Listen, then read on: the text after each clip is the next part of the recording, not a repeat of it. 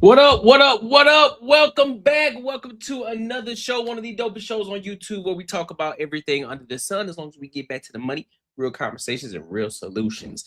I'm your host, Courtnee Edgar.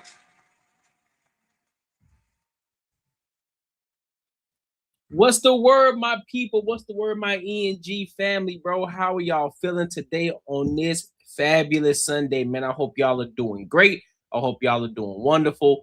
You know, and what a blessing to be alive. You feel me? Listen, we got a lot of topics to cover today, so I'm not gonna waste as much time with this intro, or I just want to make sure that y'all make sure y'all like, comment, and subscribe for the algorithm. Make sure y'all hit the bell notification, so that way you won't miss any of the live streams, you won't miss any of my video uploads, you won't miss any of my shorts. That's the reason you want to make sure you hit the bell notification, all right? And just make sure you like and share. And if you know other people that want to rock out with people like us, the ENG community, make sure you share the live. Make sure you share the platform. All right. So before we get started, let me send this off really quick. Got something I need to send off real fast. My bad, people. And mind you, like this ain't like formal. So for the people who are gonna rewatch this, I need y'all to understand something. This ain't like a formal live stream, right? Where everything just gonna be knit tight and straight to the point how y'all like it. No, we gonna take some time. It's basically almost like an hour reel. Only difference is I'm at a desk. That's the only difference. That's the only difference. All right. But before I do, let me send this to my fam bam real quick.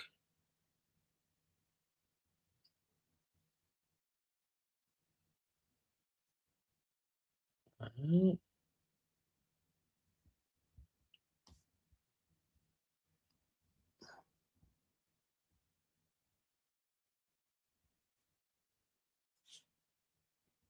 Almost there, y'all. I'm just putting this up 1 second.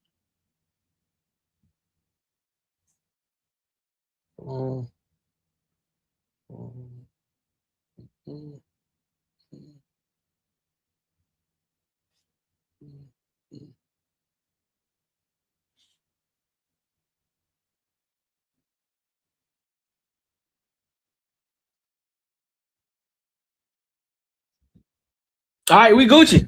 We there now. All right, let's go ahead and get into it. Let's go ahead and get into it, man. First topic that we're gonna cover today. This Austin Metcalf and this Carmelo Anthony topic is still going on. Many people still talking about it. Many people are still in the uproar about it. And I believe Carmelo Anthony, he's going to do an appeal. So he's trying to raise some money off of that, off of the appeal, for the appeal, as well as I think Charleston White, I think he's trying to raise money to help with that, help the family out and different things like that. So I'm gonna play 3 different videos. I'm gonna play a video from a person who's reacting to a video, and then I'm gonna turn around and we're gonna watch a video from Austin Metcalf's father, and then we're gonna watch a portion of it from Stephen A. Smith. And then we'll give our thoughts and our opinions on it. All right. So let's go ahead and rock out.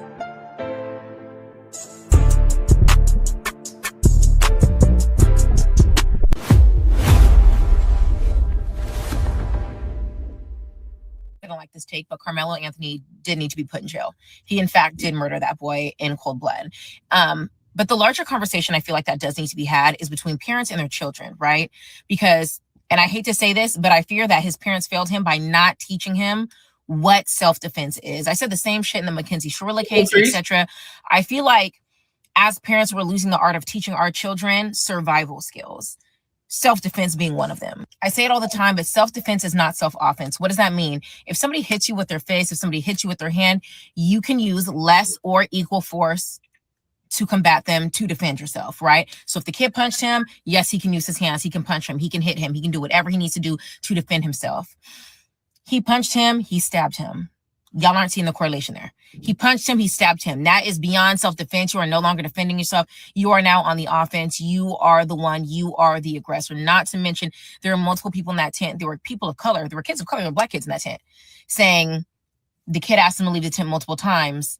And Carmelo was like, hit me, do something. Come here, touch me. He was agitating the situation. He was not in the defense. He wasn't playing defense. He was literally begging the kid. He was egging the kid on to put his hands on him. Was the kid right for putting his hands on him? Absolutely not. But you're definitely not right for going and stabbing somebody. That's not how self-defense works. And we need to start teaching our children that. If somebody comes at you and they have a knife or a gun of something that could kill you, that is of lethal force, yes, then you can grab a knife, a gun, something of lethal force to then defend yourself. Yeah. But if somebody is not presenting that to you at that time, no, you can't just pull out a gun and shoot them. No, you can't just pull out a knife and stab them, because that is in fact murder.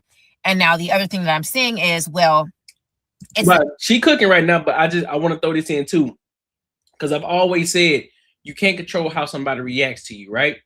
You can only control how you respond. So while that may be true, because two things can be true at the same time, even though you can't control the way that somebody responds to you, but that doesn't mean you are absolved from the consequences from your actions. You see what I'm saying? So if somebody touches you and then you decide, title has me weak. Hey, listen, bro. You like that title, huh? We gonna get that up. But just because somebody told you, now what was I? Okay, so here's what I was saying. So just because I'm of the ilk of you can't tell somebody how to respond to you, that doesn't mean that they won't have consequences for their actions on how they responded to you. So if I tap you on your shoulder, but you decide to stab me because I put my hand, I tapped you on your shoulder, that doesn't mean that all of a sudden it's self-defense, no, because I wasn't a threat to you. And you responded with the knife. So yeah, I can't say anything on how, I can't tell you how to respond, but that doesn't mean that you're absolved from consequences. So it's the time. You know, I don't think he should have got 35 years. I don't think he should have got this time. I don't think he should have got that time. Unfortunately, it's not up to you. And I really say that with a heavy heart. It's not.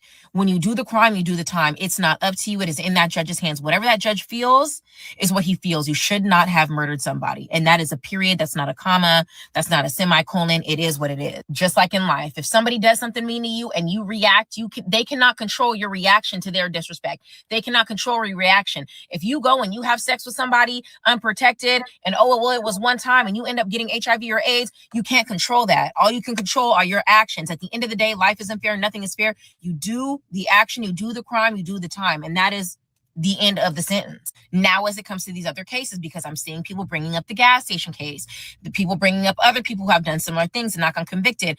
I understand that. Now, that is a frustration. That is a case of its own. That has no bearings on this case. Just because that Asian man did not get convicted of shooting that teen in the back, right? That has nothing to do with this boy who lost his life at a track meet because somebody decided to stab him. Those are two completely different cases.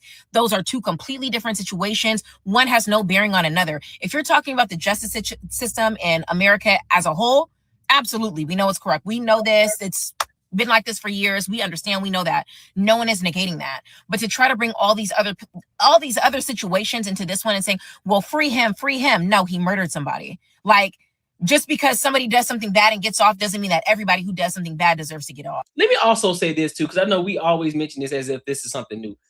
Government has always been corrupt. Let's be 110% clear on this. This ain't nothing new. This ain't no newfound information. This isn't something that just started happening, man. This shit has been happening since the beginning of time. Government has always been corrupt. Always.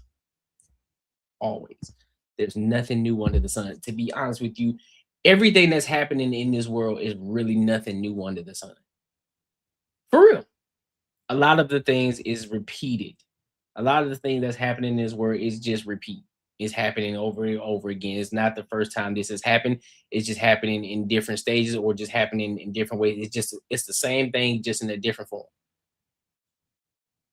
Nothing new under the sun. Real talk. Get off. Just because somebody did something and they didn't have actions for their or consequences for their actions doesn't mean that you get to do something bad and hope that you don't get consequences for your actions too. An eye for an eye and the whole world goes blind. If that was the case, everybody would be running around murdering people, stealing, doing all kinds of crazy ass shit. That's not how this works. And I hate to have to be the one to say it. Like I at the end of the day, it's a sad situation. And I do believe that Carmelo was remorseful, but I genuinely don't think that he was taught the fundamentals. And that was, what the fuck is self-defense? What can I do to defend myself if in those situations? I'm not going to speak on his character. I'm not going to say that, you know, he wanted to start a fight. I'm not going to say that because I wasn't there. I'm not him. I wasn't in that situation. I'm not Austin. I don't know. But what I do know is he murdered somebody. Every action has a reaction. And listen, she cooking. She cooking. Shout out to her.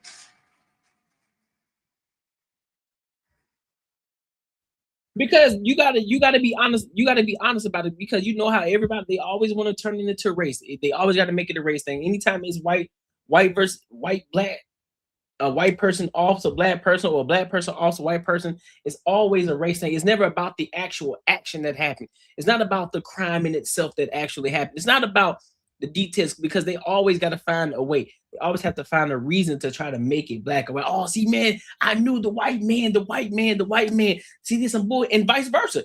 White, there's some white people too. See, this is what happened when you get the niggers around you. This is what happens. The degenerate behavior. They always got to turn it into a race, bro. And why aren't we just talking about the crime in itself? Talking about jurors, talking about the judge, talking about the legal system, talking about how corrupt it is. It's always corrupt when things don't go the way that you want it to go. But then thank God for the justice system when it does go your way, right? Pick one. Pick a struggle, bro. You win some, you lose some. And again, it is unfortunate that happened to Austin Metcalf, and it is very unfortunate that that Carmelo Anthony has to go to jail. All of it is very, very unfortunate. But again, you have your actions have consequences, big dog.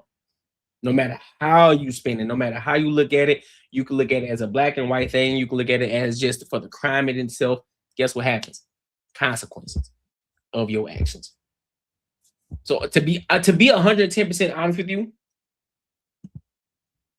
why aren't we having the conversation about the parents? Why aren't we having a conversation about parents teaching their children on how to respond to bullying or how to conduct themselves in public? Why aren't we having these conversations? Letting them know, listen, you're a teenager. There's no reason that you should be having a knife. There's no reason you should have a knife on you. You're going to attract me. There's no reason you should have one on you, regardless of what state you in. Because I know a lot of people, they try to use that. Well, you got the white boys. They be having their guns on the back of their trucks, and they're hunting guns. It's a difference from carrying a 45 in your backpack or carrying a knife in your backpack or in your hip, on your hip or something. You had to track me. There's no need for that. If the track me, for what a lot of people, I've been hearing a lot of different people from different angles, and they've been saying when you go to track me, everything is all commingled. Everybody's trying to holler at woo, hollering at people, boom, boom, boom, talking, conversing with each other. Okay, if that's the case, then you should not have a reason to have a knife on you, then, big dog. There should be nothing that makes you want to say, you know what, I'm gonna have a knife in my backpack, and then whatever it is that I'm doing, I'm gonna provoke somebody to come fuck with me, and so I can stab them. Well, that makes sense. Help me to understand it. That don't make sense to me. Maybe I'm slow. But let's go over here to Austin Metcalf's father and see what he got to say about this whole situation. Oh, there was no black jurors. What's up, Mr. You know why? Because you can't be unbiased, you dumb shit. If you answer the question, I can't send a black man to jail because he's black, you're not getting on the jury. You're so unintelligent, you can't even fill out a form correctly. You don't even know who your daddy is, because 78% of you don't have your father in the home anymore. You got baby mamas running around with 8 kids so they can get EBT cards to feed you all. Shit. You think I'm being racist? No, I'm being real. Because they ain't only black people. White people do the same. I'll call them out just as hard as I'll call you out. Anybody who doesn't work, who wants free government handouts, who wants to live in a socialistic society, move to Russia. And normally, I don't normally attack people like this, but I have been cooped up and caged up in this anger. And this is something I'm trying to work on. I need to develop it and funnel it into a more constructive way. But tonight, bro, y'all so ignorant, bro. is the one time I'm going to allow myself. It's okay. My guy. Tonight, I'm going to allow myself to say what I really want to say. Because most of the time, I don't say what I want to say because it's not correct. Just because you think something doesn't mean you believe it. Doesn't make it right. Doesn't make it wrong. Doesn't make it a fact. Okay, I'm going to play this video again because maybe I'm tripping here. maybe there's something I missed because I've been seeing a lot of videos. I've been seeing people react to this video and they're saying, well, see what I'm saying? I see why his daddy acts the way. I see why Austin Metcalf was unalive. I see the racist behavior because they don't care about black people. I'm gonna play this. I'm gonna play this again. I'm gonna play this again. Make sure I'm not tripping. Let me make sure I'm not off. Oh, there was no black jurors. You know why? Because you can't be unbiased, you dumb shit. If you answer the question, I can't send a black man to jail because he's black, you're not getting on the jury. You're so unintelligent, you can't even fill out a form correctly. You don't even know who your daddy is because 78% of you don't have your father in the home anymore. You got baby mamas running around with 8 kids so they can get EBT cards to feed you all. You think I'm being racist? No, I'm being real. Because they ain't only black people. White people do the same. I'll call them out just as hard as I'll call you out. Okay. Am I tripping? Am I tripping? Am I tripping right now? Because what I just heard is saying he was basically saying, listen, I'm being racist. I'm just telling you what it is. You got baby mamas over here. You don't even know, you don't even understand how they even pick a jury in the first place. And we went through that. We actually went through that when we watched the Anton Daniels and Sean Kent interview.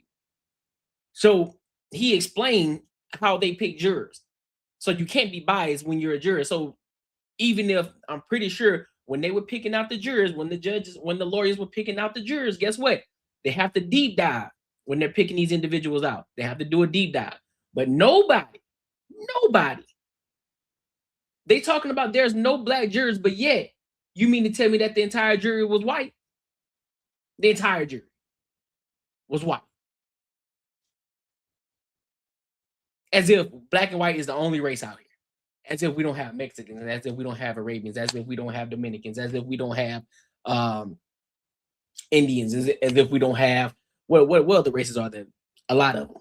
As if we don't have any other races in the world, as if we don't have Asians, as if we don't have Koreans, as if we don't have Japanese, as if we don't have any other races in the world. They think it's just black and white. And then they do a deep dive on these individuals, making sure that they do not have a bias either way, good or bad. And that's how they pick the jury. And it just so happened that none of them were black. So what?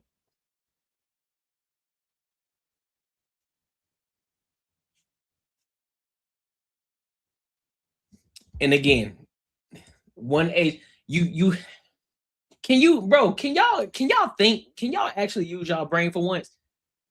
You talking about, do you know these people? Have you deep dive and understood these people? You talking who wish they were white? Who wish they were white? Who wish they were white? How do you know they wish they were white, big dog? Do you know these people individually? Have you spoken with these people? Have you even had a conversation with these individuals that you're speaking of? Have you? Do you know these people personally? Do you know their background? Do you know their lifestyle? Do you know how they live on a day-to-day basis? To say that they want to be white? Or do they just want to be a contributing member to society? Y'all act like white. Y'all really out. Y'all really be oppressing yourselves, bro. Y'all really be oppressing yourselves. Real talk. Your mindset is oppressing you, bro. Because y'all still think white is supreme. Y'all still think a white man is supreme. And this very white man right here just told you in this video that there are white people who are doing the same shit that the black people that he was just talking about. They're doing the same exact shit. So what are we talking about, bro? What are we talking about? Y'all just want to be a victim.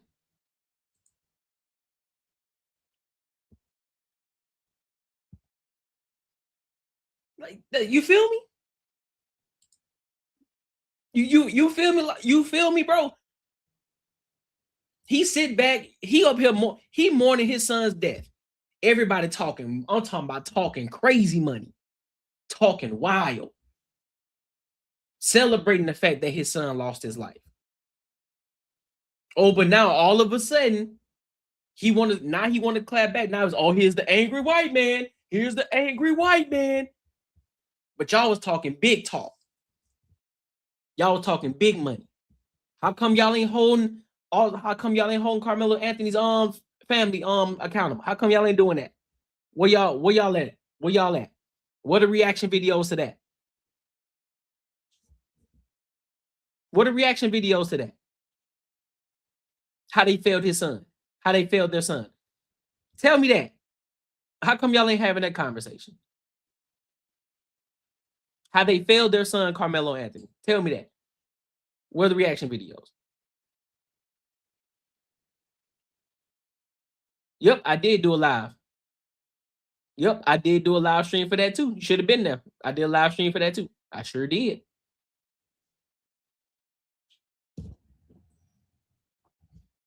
Anybody who doesn't work, who wants free government handouts, who wants to live in a socialistic society, move to Russia. And normally, I don't normally attack people like this, but I have been cooped up and caged up in this anger. And this is something I'm trying to work on. I need to develop it and funnel it into a more constructive way. But tonight is the one time I'm going to allow myself. It's okay. Tonight, I'm going to allow myself to say what I really want to say. Because most of the time I don't say what I want to say because it's not correct. Just because you think something doesn't mean you believe it. Doesn't make it right. Doesn't make it wrong. Doesn't make it a fact. I don't see nothing wrong with what he said right here, bro. All I see is a father that's mourning his son's death, and he's been sitting back. He's been sitting back in the cut, listening to everybody talk and say all the egregious shit about him and his family and his sons and all these different things, saying that he deserved it. All of these different things. And all I see is a father that's mourning his son's death, and now he gonna speak up. Now he clapping back on y'all. That's all I see. I don't see the black and white. I don't see, because guess what? If it was a black on black situation, there was a father who came back and said the same exact thing that this man said, but he just happened to be black. Guess what? I'm gonna stand with him too. This could have been a black on black situation, and guess what? I guarantee you, it would not have seen the light of day. It would not see the light of day. A lot of y'all would not be in here talking about it. Myself included. If you want me to be 110%, because guess what? It won't be viral. It won't be a viral video. It won't be across multiple platforms. So we probably wouldn't even know unless we do a deep dive to actually research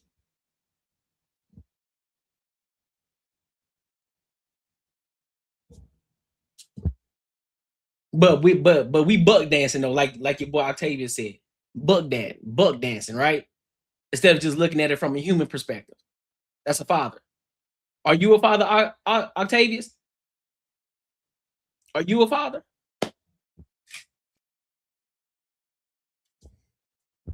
Do you think your father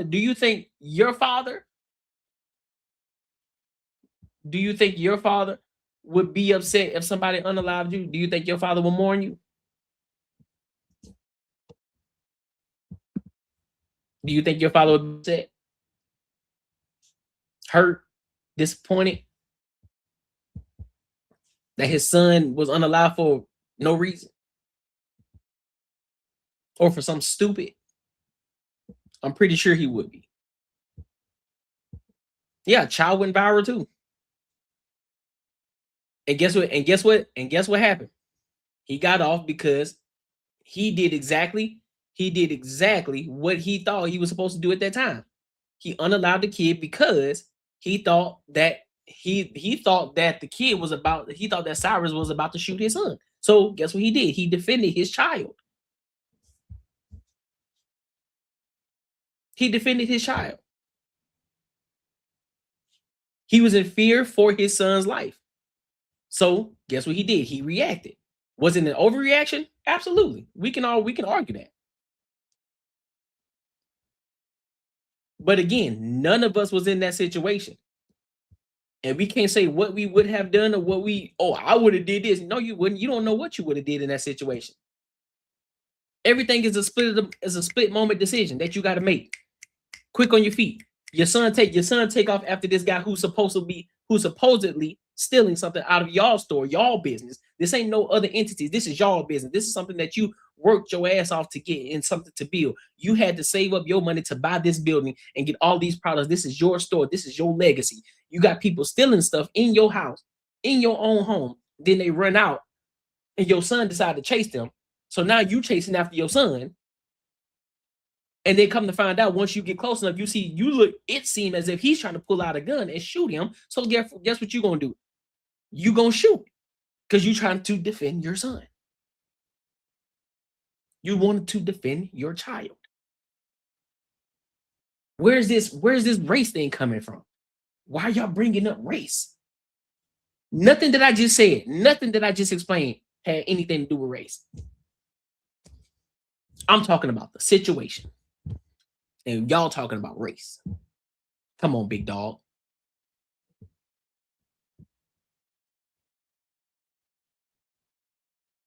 He didn't. Okay, so let me run this back for you. He went into the store. His intentions was to steal. He grabbed the water bottles, put them in his pockets.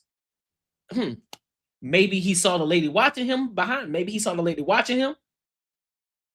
Maybe he saw the lady watching him, or he had a conscience. Maybe his parents were speaking to him in his mind or something. Maybe he heard that little voice on his head or that little voice on his shoulder, like, "Hey, big dog, put that water bottle back. Put the water bottles back. I bet. Let me put these holes back." Boom. Right? So you gotta walk past the front register in order to get out the door, right? So, hey man, what's that in your pocket? Because guess what? He had it in his hoodie, look a little bit heavy. So if they tell you to pull out your pockets, what's in your pockets? You gonna pull out a gun, or you gonna continue to keep on moving, or you gonna say, "Man, I gotta get the fuck up out of here," because if I pull out a gun, they're gonna think I'm trying to rob the place. So it's it's already a bad looking situation in itself.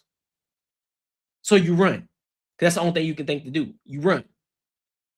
But Adam Child, he could have stayed there and said, "You know what, I'm chilling," but he decided to run off and chase him. What you gonna do?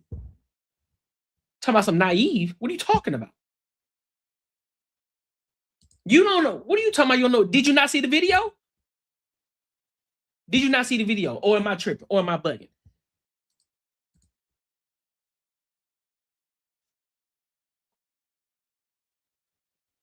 That's what exactly they're doing the same. They're doing the same thing as Mr. Child.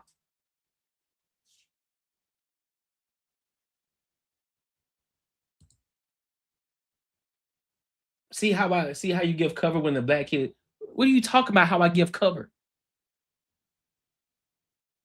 What are you talking about?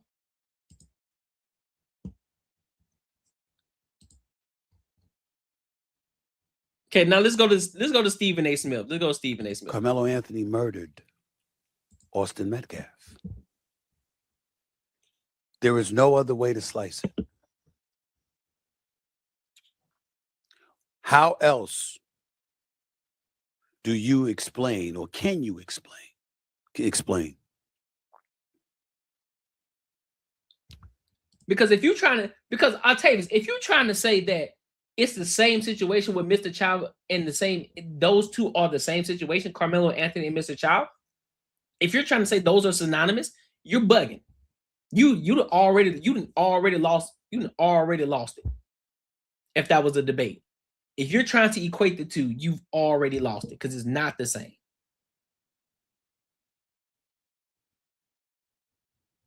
It is not the same at all. If that's what you're trying to say, those are two different situations. And I just said it.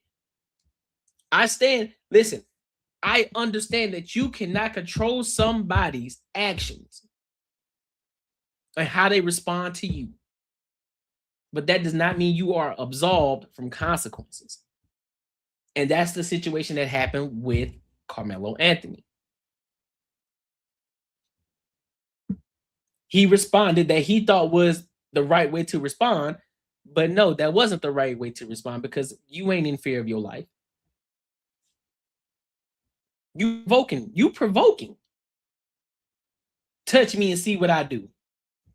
That ain't the same situation as you going into somebody's store attempting to steal. And they ask you, "Hey, what's in your pockets?" and you run. That ain't the same situation, bro. It's two different situations. Why aren't y'all seeing that? Oh, but I get it. y'all so anti every other race. Y'all so I'm so pro-black, you know what I'm saying? Piece of Pan-Africanism to the point that y'all can't even understand the entire scope of the situation. Just because it's a Asian man, or what is Mr. Child? Asian, Chinese, whatever he is. Sorry.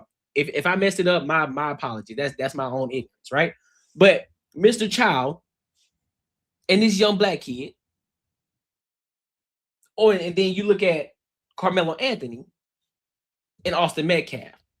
You're not looking at the crime in itself. You're not looking at the totality of. You just see a black man and a person of a different race. They killed this black man, or this other black kid. He's going to jail because he defended himself. Get out of here, man. You at a track meet, appearing in a visitor's tent. Exactly, Teresa. Austin Metcalf and his brother. I guess we ain't black either, huh? I guess we ain't black. I guess we just gray. We the gray area black people. We the gray area. We just gonna call ourselves the gray area because we don't look at everything just from a race perspective. We look at the totality of the situation and what happened. What actually makes sense? Was this crime justified or not? Regardless of who it was. Because if it was justified, we would agree with Carmelo Anthony. If it was justified, we would agree that. We would agree with the whole situation with Cyrus. But guess what we all agree? Guess what we all agree on, though? All of this situation was unfortunate. All of it was unfortunate. All of it was unfortunate. We did not want to see another black kid go to jail. We did not want to see another black kid get unalived. But unfortunately, because of the circumstances in which it happened, consequences happened because of the actions. So we cover the actions. We cover the crime. We don't cover the race. That's the difference between us gray area black people and y'all pro-black Pan-Africanism as black people. That's the difference between the two. I'm going to celebrate you when you're doing the things the right way. And I'm going to hold you accountable when you're doing things the wrong way. Simple as that. That's all it is.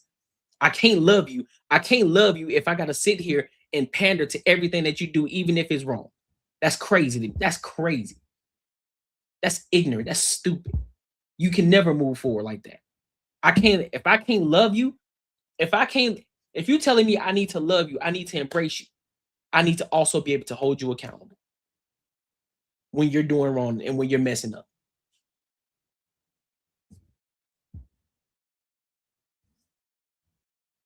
According to reports, come over to you asking you to leave.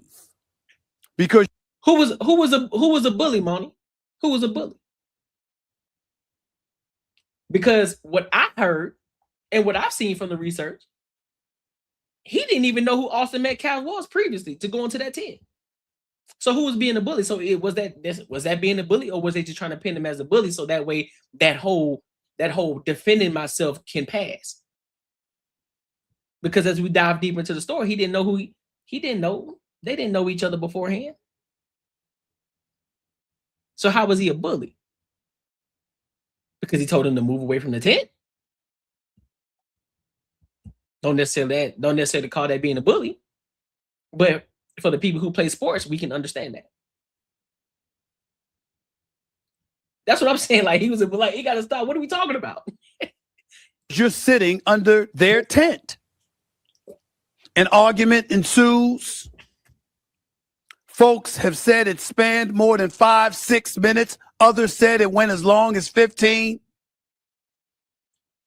A two-hand shove is believed to have happened by one witness. Another witness said it was a one-hand shove.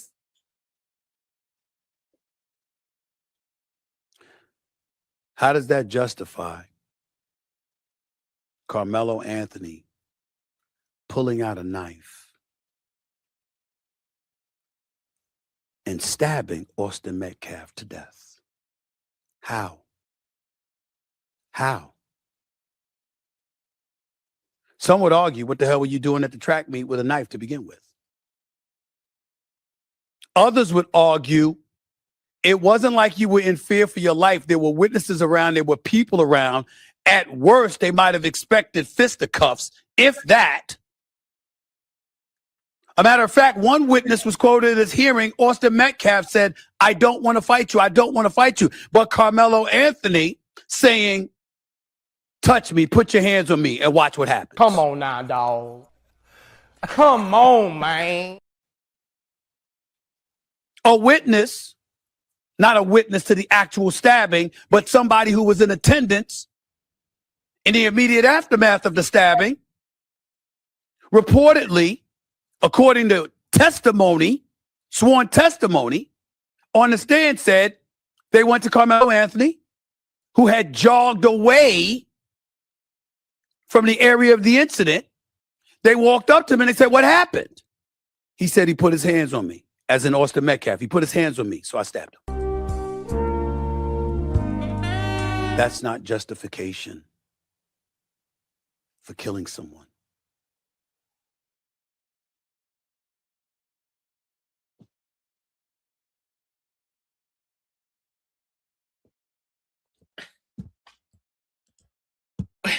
So what are we arguing here?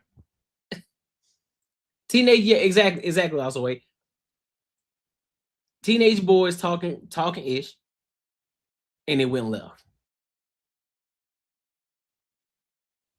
Now I didn't even hear the part about Austin Metcalf even saying, "I don't even want to fight you." So that debunks the fact of everybody calling him a bully.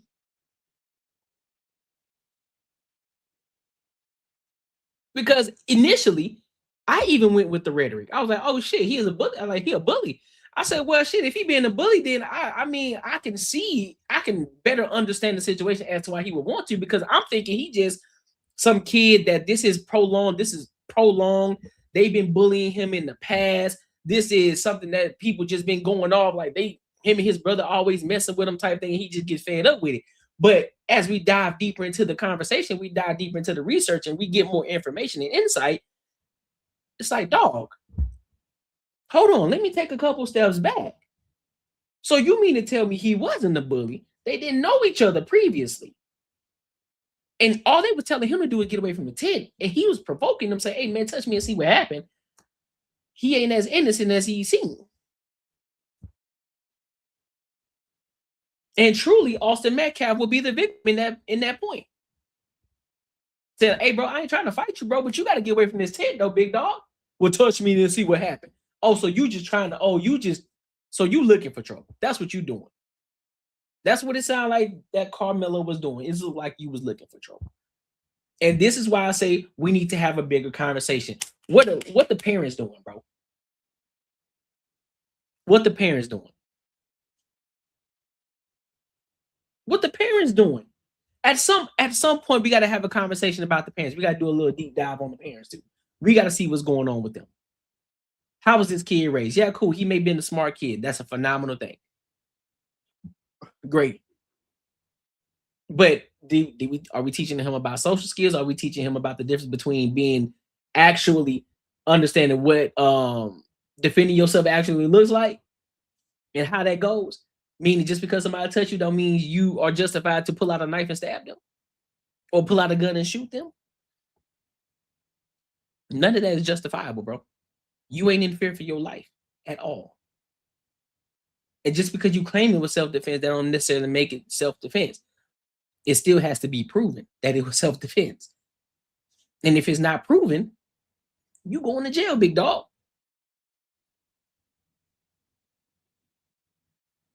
Now you gotta sit down for damn near 35 years, bro. When all you had to do was just get up and walk away because you didn't want to look like a punk in front of everybody. That's what it sounded like to me. Sound like a young dude who didn't want to look like a punk in front of people, because I'm pretty sure at a track meet there's a lot of people around. You didn't want to look like a punk. You want to look like you was tough. You want to look like you was hard, instead of just getting up like, "Oh, my bad," and just walking away. Or just having a little friendly banter and barter with each other. Like, "Oh yeah, I'm gonna dust y'all ass on the track. Wait till we gonna I'm dusting y'all niggas, man. Y'all niggas trash anyway." Instead of doing that, having some regular back and forth competition talking trash, Draymond Green type shit, you want to go and unallow somebody at a track meet.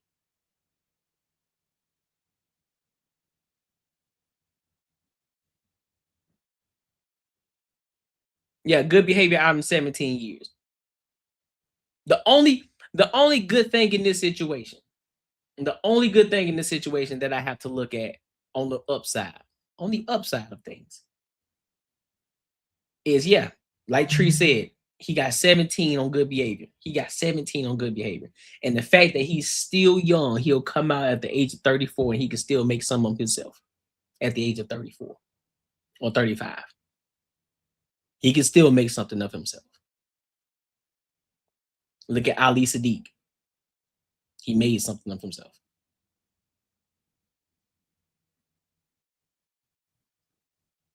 So that's the only upside. That's the only upside to this. Or you can be inside the jail right now. You can get around now. Of course, I don't know how the jail system works, so I don't know. But I'm just talking from I'm talking from an ignorant standpoint because I've never been in jail, so I don't know how that works.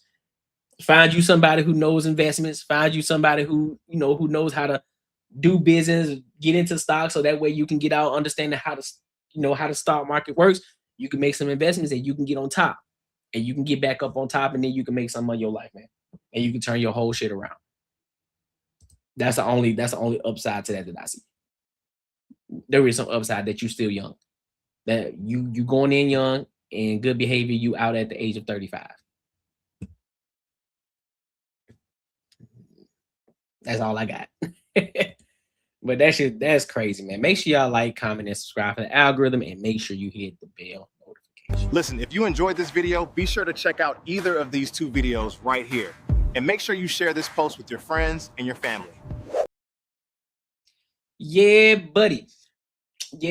So I'm gonna talk about this real quick. I'm not gonna spend a lot of time on it. I just wanna address it real quick. The Knicks won. They beat the Spurs. I had a feeling the Knicks were gonna win. Man. It was that time. They did a great job. They pulled it out. I honestly thought they were gonna take this L in San Antonio. Then I thought they was gonna win it back at home, but I guess they were like, nah, big dog, we gotta go ahead and call game on this. We're not gonna do that. We got to call game on this. So I'm just gonna play a little after game interview with Rick Brunson and Jalen Brunson. And then I'm gonna play the after interview with Wembanyama, and then we'll just kind of give our thoughts and opinions on this. All right. So let's go ahead and get into it. Oh shit.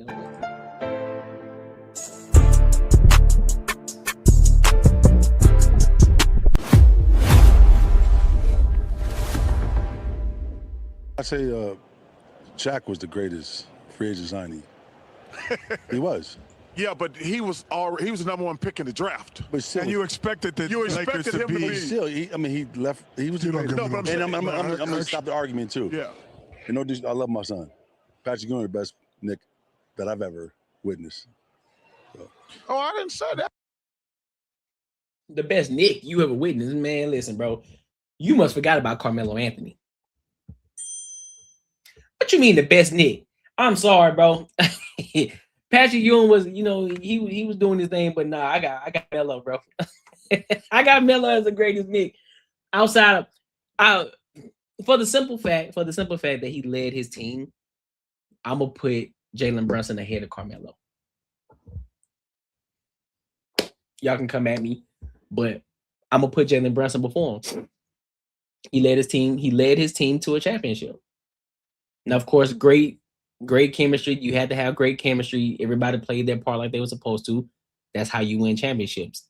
The team, not just one person, but he was in the front. He was leading from the front, and he did what he was supposed to do as a small guard. And there was what was that lady's name? She's a basketball coach saying that they won't do it because he's too small. Well, he just proved her wrong. Small guard led his team to a championship finals. Can't take that away from him. So as of right now, I would say, I would say as of right now, Jalen Brunson holds that torch as the best Nick. As the best Nick. He brought him a championship. You can't say nothing. He brought you a championship. And he led from the front. So I can't. Yep, small and quick. No, I just want people to like, you know. It was, I just want. I'm going to say it's going to be debatable. Could be debatable. No. It's going to be debatable now because the other thing, you know, what he has done is he has ignited a culture that was not lit. I'm gonna answer that, Kyle. The fuse was there. It was. I called it the lamp that was plugged in with no power, and they just it was not. It was no power in New York, and he brought the power to New York. Jalen, let me ask you this. I say, yeah, that's fair. That's fair. I mean, that's cool. But I mean, I wouldn't call it. Somebody said it was an L for his father for saying that. I'm like, not really. That's what his dad feels. I'm pretty sure this ain't his first time telling him something like that. But you know how people always got to make something out of. You know how people always got to make something out of nothing, man. I always got to make something. So let's watch this the interview from Wembanyama. I think it ain't gonna be that long. Victor, I know it's the end of a tough series. I'm just wondering if you can put into words what it was like to watch that team celebrate a championship on your home floor, and does that give you and the team maybe motivation, fuel going in to whatever's next?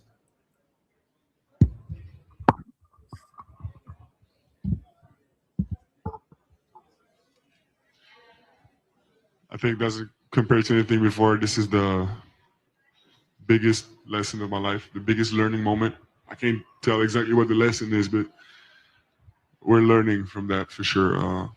I'm learning more than any other time in my life. Here's the thing, though. He's still young, bro. He's still young. That's the crazy part. He's still young. You can tell he still has a lot to work on. Even if you're 7'5", that don't necessarily mean that's gonna guarantee you a championship, right? There's still things that you need to do as a leader, and of course they're gonna make him the leader of the team anyway. He's gonna be the face of the Spurs right now, but he needs to get with Tim Duncan, leaning heavy on Tim Duncan, leaning heavy on Hakeem Olajuwon, and he has to get better on defense because he's just using his length for his defense, and sometimes that gets him fucked up. And sometimes it saves him too. But a lot of times he leans on his length in itself and not the actual defense. And so that can hurt him, especially when he gets tired. When he gets tired, he gets lazy. He becomes a liability on defense.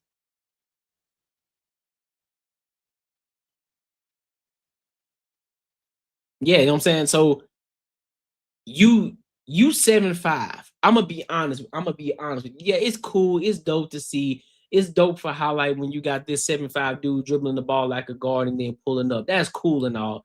But get your big behind under the basket, man. Let me throw you this bounce pass. Matter of fact, not even the bounce pass, because I don't want you to have to reach down for it. Throw the hand up to the hand. Throw it up there to the hand, boom, and you go to work. Put them in the blender. Every time, bro. 97% of your points should come from inside the paint, from you posting up. 97% of your points should be coming from, should be coming from you posting up and putting the man in the hole and putbacks. That's it. You don't need to be out there. You don't need to be on the perimeter at all, bro. And I get it, the game is changing, they're spreading the floor out, but this is the time where you can dominate the most. Like, I bet everybody want to play spread ball. Guess what? Inside, I'm putting this man in the hole because they know who gonna guard you. All they're gonna do is foul you. That's all they can do. Put the man in the hole. And you're gonna have to get a little bit more physical. You're gonna have to put on a little bit more weight. You're gonna have to get with Giannis and say, hey, big dog, how you put on all that weight? What was your workout regimen? I need to follow your workout regimen, because when Giannis came into the league, he was about as skinny as Wembanyama. And next thing you know, came out of nowhere, this dude swole as up. I was like, God dang, where you got this muscle from? Where you packed on all this muscle, big dog? So, but again, he got a lot of years. If he can stay healthy, man, it's gonna be wild. And this was a great time for them to take advantage and win, the Knicks, because I'm telling you, once he figure it out, it's gonna be hard to beat them. I ain't gonna hold you. He put on some muscle. It's gonna be hard. Hold on, what I say? About Raw, what I say? What I say? That was a pause, bro. They're gonna be something. He gonna be something serious. And then Fox, yeah, he sold though. Fox was on some more shit. I don't know what Fox was on.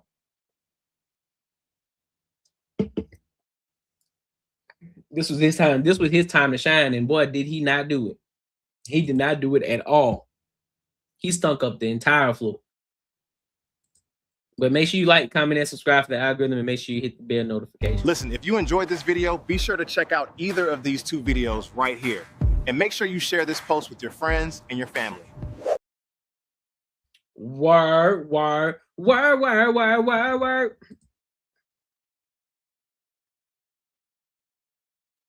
This man said a whole sports segment is possible. You wild, bro. Dude was pure trash. Yeah, he was, bro. I don't know what he was on, dog. I don't. I want to answer this question. I'm gonna go back to this question and answer this real quick. Octavius, what's your excuse for child getting off when there were black people on the jury? Let me tell you what he'll say. Because he already said it once. Because he said they want to be white. That's what he gonna say. He gonna be like, man, they just tap dancing for the white people. They want to be white with them. That's what he'll say. He'll say something along those lines. It ain't gonna be they just understood the situation, and they thought it was fair. He ain't gonna say that. He has to place. There has to be something wrong with him. He's gonna say, hey man, listen, they want to be white. That's why they was going with Mr. Child, because they know that was wrong. Man, get out of here, bro. So what we want to go to next? What we gonna do to next? Do we want to talk about this? Yeah, I'm gonna talk about this. Let's talk about this Meg Thee Stallion and Klay Thompson.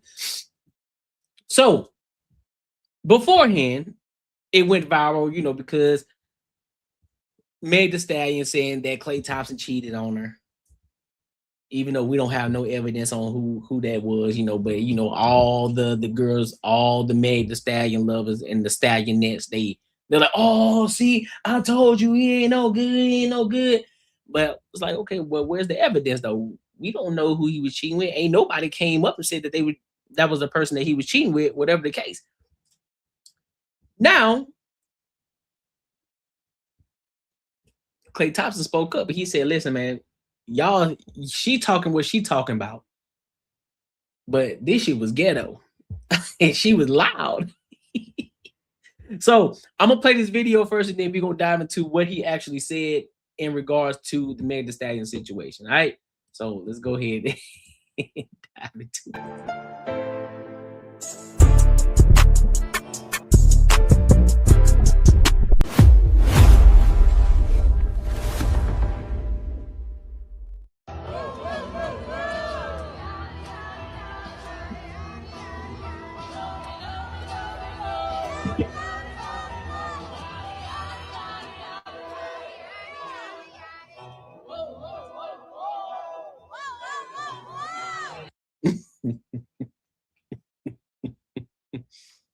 Now, I know my toxic people. They're gonna be like, man, I don't see nothing wrong with it.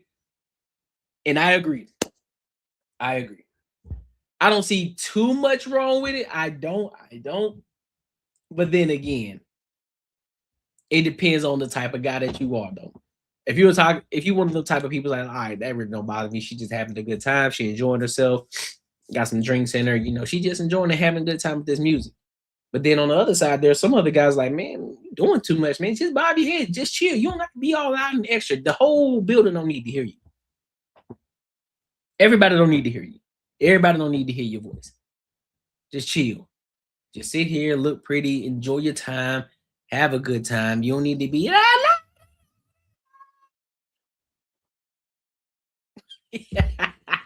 you don't need to do all of that, man. Just chill. Take your time, bro. Relax.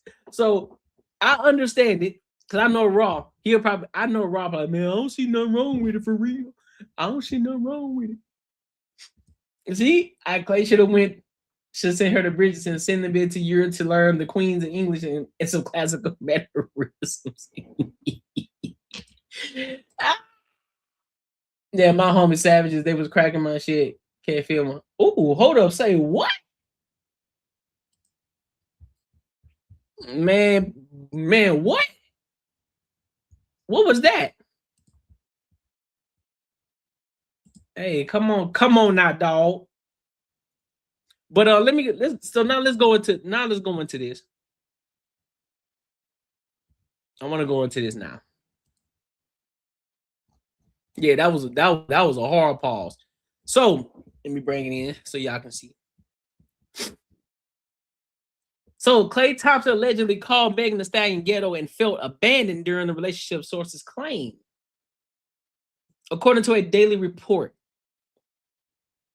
unnamed sources, the Meg Thee Stallion and Klay Thompson relationship was struggling long before it ended. One insider alleged he privately complained about Megan's personality, claiming she was just so ghetto. I was over that ghetto. I was over the ghetto-ness. The way she speaks, the way she acts. The source described the pair as very different people, noting that Thompson is known for being more reserved and introverted. Yes, he is, because we don't see. The only time we typically see, this is as much as we've seen Klay Thompson in the media than before, is because he was with Meg Thee Stallion. We typically don't see him online. You know, he ain't getting into no crazy scandals. You barely see him on the media, and a lot of times you see him on the tube is when he's hooping. So you could tell, very reserved individual, right? Keeping shit at bay.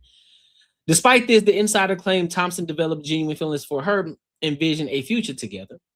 The source says Klay even purchased a larger multi-dollar home where the couple planned to live. However, the insider alleged that he often felt neglected due to Megan's demanding schedule, claiming he kind of felt abandoned by her. He went to all these places to support her, and then when he was off over summer, she was nowhere to be found. He felt like she never made an effort.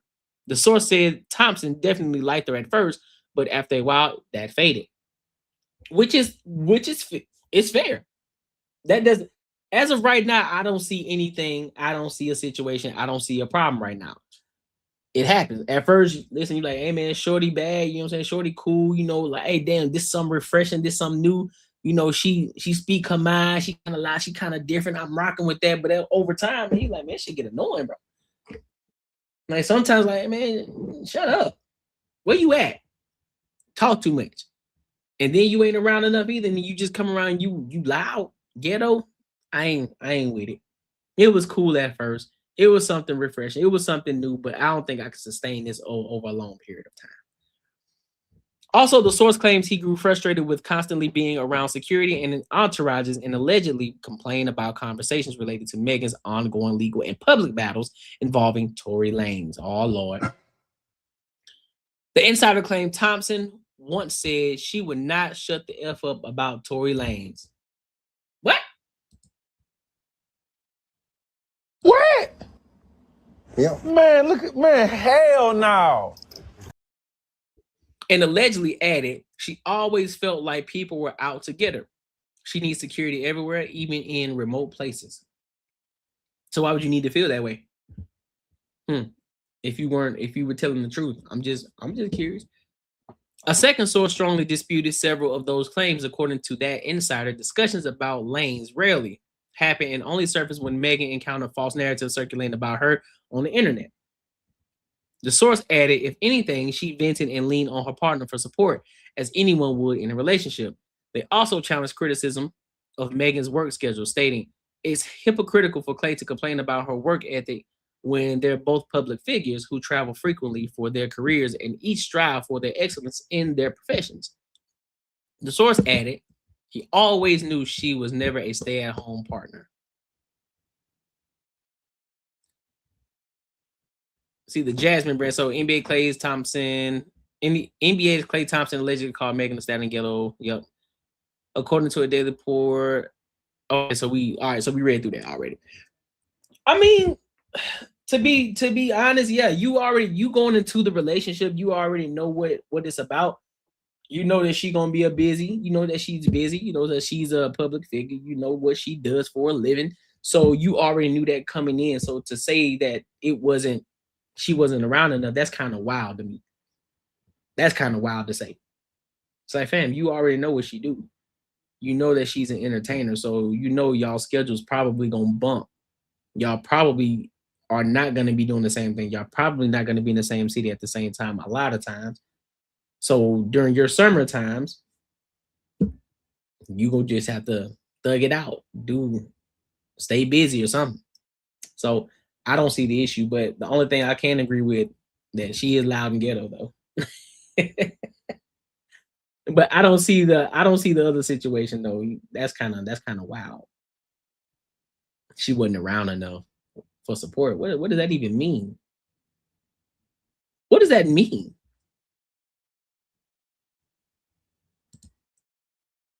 Yeah, you're right. She know what she did. That's why she got that security around. She know she was lying, talking about some goddamn man. She know she was lying, bro. She know what it was. But hey, make sure y'all like, comment, and subscribe for the algorithm. Make sure you hit the bell notification. Listen, if you enjoyed this video, be sure to check out either of these two videos right here. And make sure you share this post with your friends and your family. Ooh. Now we about to get into it. I think I'll save that one for later. But I want to get into this Lou. I want to get into this Lou Will topic, man. And this topic is about, hold on, let me see. So basically what he's saying is, it don't matter how much money you make. If you spend too much of it, you're going to go broke. So I want to get the context in that and seeing what he's saying in regards to people who make a lot of money, then they still end up going broke. So I want to dive into it, and then we'll give our thoughts and opinions. All right. So let me read these comments real quick. What's the word? What's the word? So let's go ahead and get into it, man. There's probably 1%. What's the average life in the NBA players? What's the average? 4 years. 4 years. 4 years. 4 years is the average lifespan of an NBA career. And it take us 5 years after that to go broke. Easy numbers game. I do it like this. You make $5 million, 2.5 of that gone. You got agent fees, probably another 50 of that gone. You got your dues. A lot of people don't know we got dues for the NBPA. So yeah, you got dues. So everybody put their money in the pot. So you figure you got 450 NBA players. I think the dues is 15 to 20 grand a year. Everybody put it in the pot. That's how we able to get our health care and all of that type of shit. I didn't know that. Then you got your personal staff. Financial advisor, there's probably 1%. Agent at a high number is gonna get 4%. Right. But you can negotiate from 1 to 4. Okay. So before you look up, you probably at 1.5 million off of 5. God. With nothing. And these Benzes that we keep talking about in these mansions and shit, these girlfriends and these Chanel bags, before you know it, you not a millionaire no more. Right. So hold up. I see an issue. Right. You a high thousandaire on paper. You can tell a motherfucker, fuck you, I'm a millionaire. Right. In real life, a lot of that pie gone. So again, and we 17, 18-year-old kids. These are our first experiences. It's gonna take us. I don't care what you go to school for. It's gonna take you 5-6 years of that experience to even realize what's happening to you. I was. Hey, listen, man. I had a week. I bought a Ferrari and a Lamborghini in the same week, and I rationalized it with my financial advisor, and he was like, "I can't legally tell you what to do with your money, but I don't think that's a good decision." Right. And I said, "It's cool. I make a bunch of this shit." I did. But I was young. What year was this? What year? You remember? Man, I had to be 24. I had to be 24, 25 years old. So it was like the 6th or 7th season? 2012. But no, like you want to enjoy some of this stuff too, yeah, bro. Like you want to enjoy it. And so that's how athletes go broke. A lot of people think it's like you just got a reckless spending habit. Bro, okay. That's a fact though. So I'm on the fence. I'm on the fence with this, right? And the reason I'm on the fence is because if you've never had it, you want to experience it, right? You want to see what it's like to live that lavish lifestyle. You want to be able to feel what it's like to be a millionaire. You know, you want to move around different. You're going to move different. You want to buy the cars that you want to buy because you always had that wall. You always had that specific car on your wall poster. Like, damn, I want to buy that vehicle. And now when you see this lump sum of money come through, regardless if you had 5 million, because a lot of people ain't paying attention to that. Yeah, you losing a lot of money. It's like, damn, 5 mil. But after you break it down, after all the expenses I gotta pay, I'm only gonna come out with, I'm only netting 1.5 mil. It's like, shit, I'm still a millionaire, so I can still go buy this bust down. I can go buy this chain. I can go buy this whip that I've been looking at this whole time. And on top of that, it's time to go to the strip club. I want to throw some one because I'm big dog now. I want to get the VIP section. I want the bottles coming over here. I want to trick off a little bit. So I want to enjoy this money. That's fair. It's fair because you've never experienced it before, right? You coming from nothing. But what I will say, listen, I understand. Now, here's the thing. I understand the food carry. I understand it, right? But I think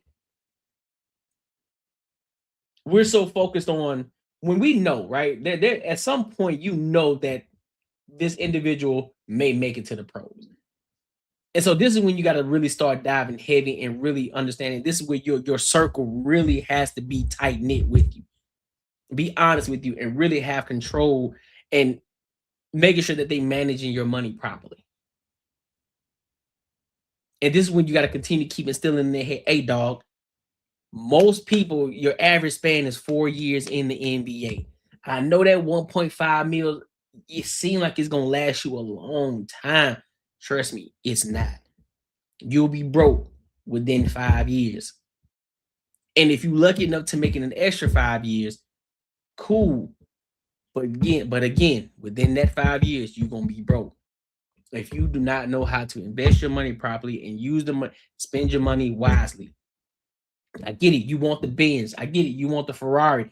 I get it. You want the G-Wagon. I get it. I get it. You want the bus down. You want the AP. I get it. You want it. You want it. You want the Rollie. I understand it. But all that shit still gonna be there. I need you to make sure that your future is straight. I need to make sure that your future is solid. So if something were to happen to you, you're gonna be good, dog. And I think this needs to happen before they get to the NBA. I think this needs to happen because now you got these NIL deals. This needs to start being taught in high school. Learning to invest your money, learning how to put your money back. Listen, take out, if you're going to get 1.5 mil, I'll say this. Take 10% of that and just do whatever you want with it. Get it out your system because your pocket's going to be on fire. If you don't do nothing with that, you got 1.5 sitting right there. All you got to do is take your card and go swipe it or go tap it, whatever it is. You got that 1.5 million, so your pockets is on fire because you want to spend that money. You want to spend some of it. You want to go do something with it. You want to go have a good time.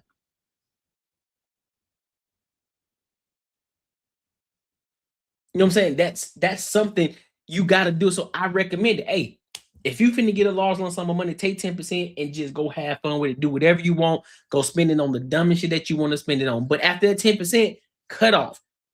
Everything else goes into investments. Everything goes into making sure that your money is working for you and you continue to keep building your wealth over time, bro. And whatever else you make after that, listen, take a small, and now this time don't take 10%. Take 5%. Take 5% of that money, go play with it. Go do whatever it is that you want to do with it. The rest, put it up. Investments. Money working for you. Constantly putting that money working, making that money work for you. Because you've already taken care of your expenses, right? You've already taken care of that. So now your money's going into your assets. That's going to continue to keep building your wealth and creating you wealth over time. So that way, because you're planning for the future. You're not planning for today. You're planning for tomorrow. You're planning for 10, 15 years down the road. So when that time comes that you're gonna now, that you're finna lead the NBA, you're not struggling. You're not leaving. You're not gonna walk out of him like, damn, man, I'm broke, man. Like, I ain't got nothing going on for myself, bro. Now I gotta go here and create the podcast. Hopefully that start doing numbers, I can make money. Now, I'm not saying that nothing's wrong. Now, I'm not saying that it's a bad idea to get a podcast. I mean, there's a lot of money in it, right? There's a lot of money in podcasting. There's a lot of money in YouTube content creation. There's a lot of money in the shit. But you don't want that to be your main thing, especially you coming from the NBA, you making millions of dollars.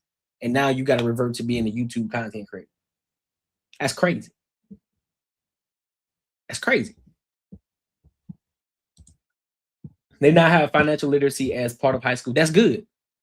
And to be honest with you, I think it needs to start even earlier, middle school. I think it needs to start in middle school. And at home. And at home. I think once you get around the age of 9, 10, that's when you start teaching them literacy. Understanding how to invest your money, how your money is working for you. This is the perfect time, around 9 or 10. This will be the perfect time to start reading to your kids, Rich Dad, Poor Dad, to start them there. Rich Dad, Poor Dad.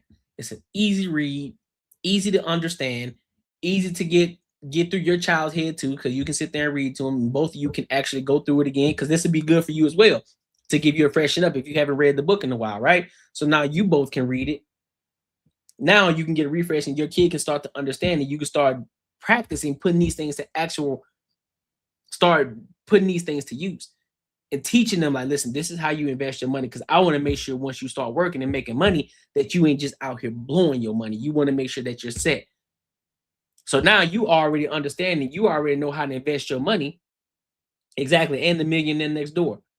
Now you know how to invest your money. Now you know now you understand that instead of you working for your money, your money's working for you now. So now by the time your kid turns 18, your kid already got a lot of money set aside. They're already doing better than most adults if you do it the right way. If you set them up the right way. You open up a brokerage account for them. You start putting money back for them. You've already started that for them. And now you can teach them, like, listen, let me show you something real quick. So because I've taken a certain amount out of my paycheck or whatever you make, I put this money over here so your money can work for you over time. So now I want you to take control of this. So I want you to give me, or I want you to understand that you're going to take this much and you're going to put over here into this account because your money is going to be working for you. We just putting this money up. This is money that you ain't going to touch. This is money that you ain't going to touch. So whatever you make, you're going to take a certain percentage, you're going to put into here. This is called investing in yourself. This is a portion of investing in yourself. Investing in your future. Setting yourself up for success. That's what that looks like. I'm gonna have to read that one too. I'm gonna have to read that one again. The Millionaire Next Door. I'm gonna have to. My nephew just got done reading that book. Word. See, great read. It's a great read, man. Yeah. It ain't that we got reckless spending habits. We just got crazy overhead, and once the checks stop, it gets completely different. It's nobody sitting there giving you real numbers because it's coming in so fast.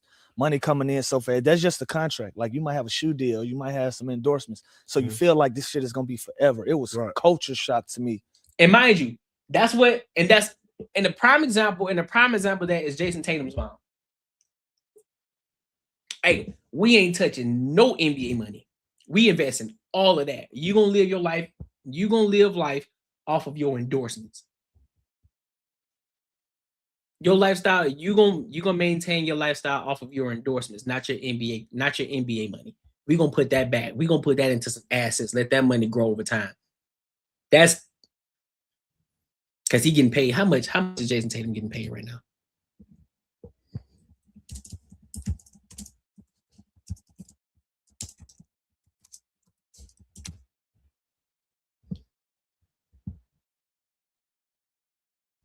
His earning base salary is $54.1 million. $54.1 million. He only 28 years old, bro. His total value. So he got $313 million guaranteed.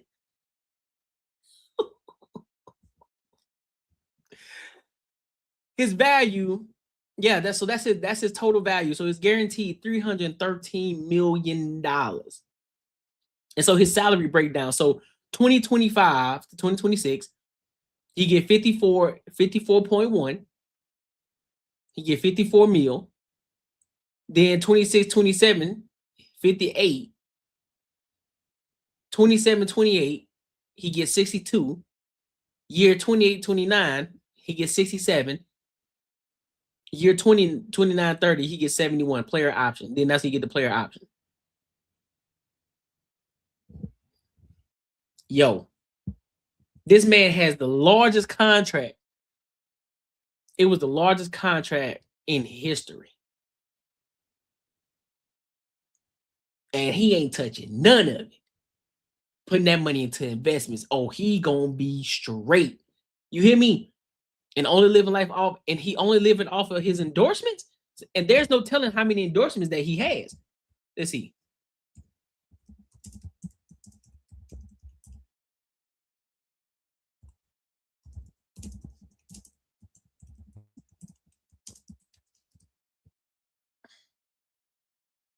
Oh, bruh.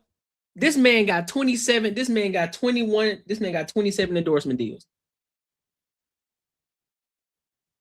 These endorsements span 21 different product categories, including electronics, telecommunications, luxury goods, sports, hydration drinks, footwear, health insurance, audio, hardware, beer, and video games. Yo. So he got Amica. That's a new deal that started in March 2025. AT&T, new deal starting in March 2026. He got Apple, Coach, Jordan, Gatorade, Subway, Ruffles, and NBA 2K video games. And that ain't even the 20s. That ain't even 27. That ain't even the full 27.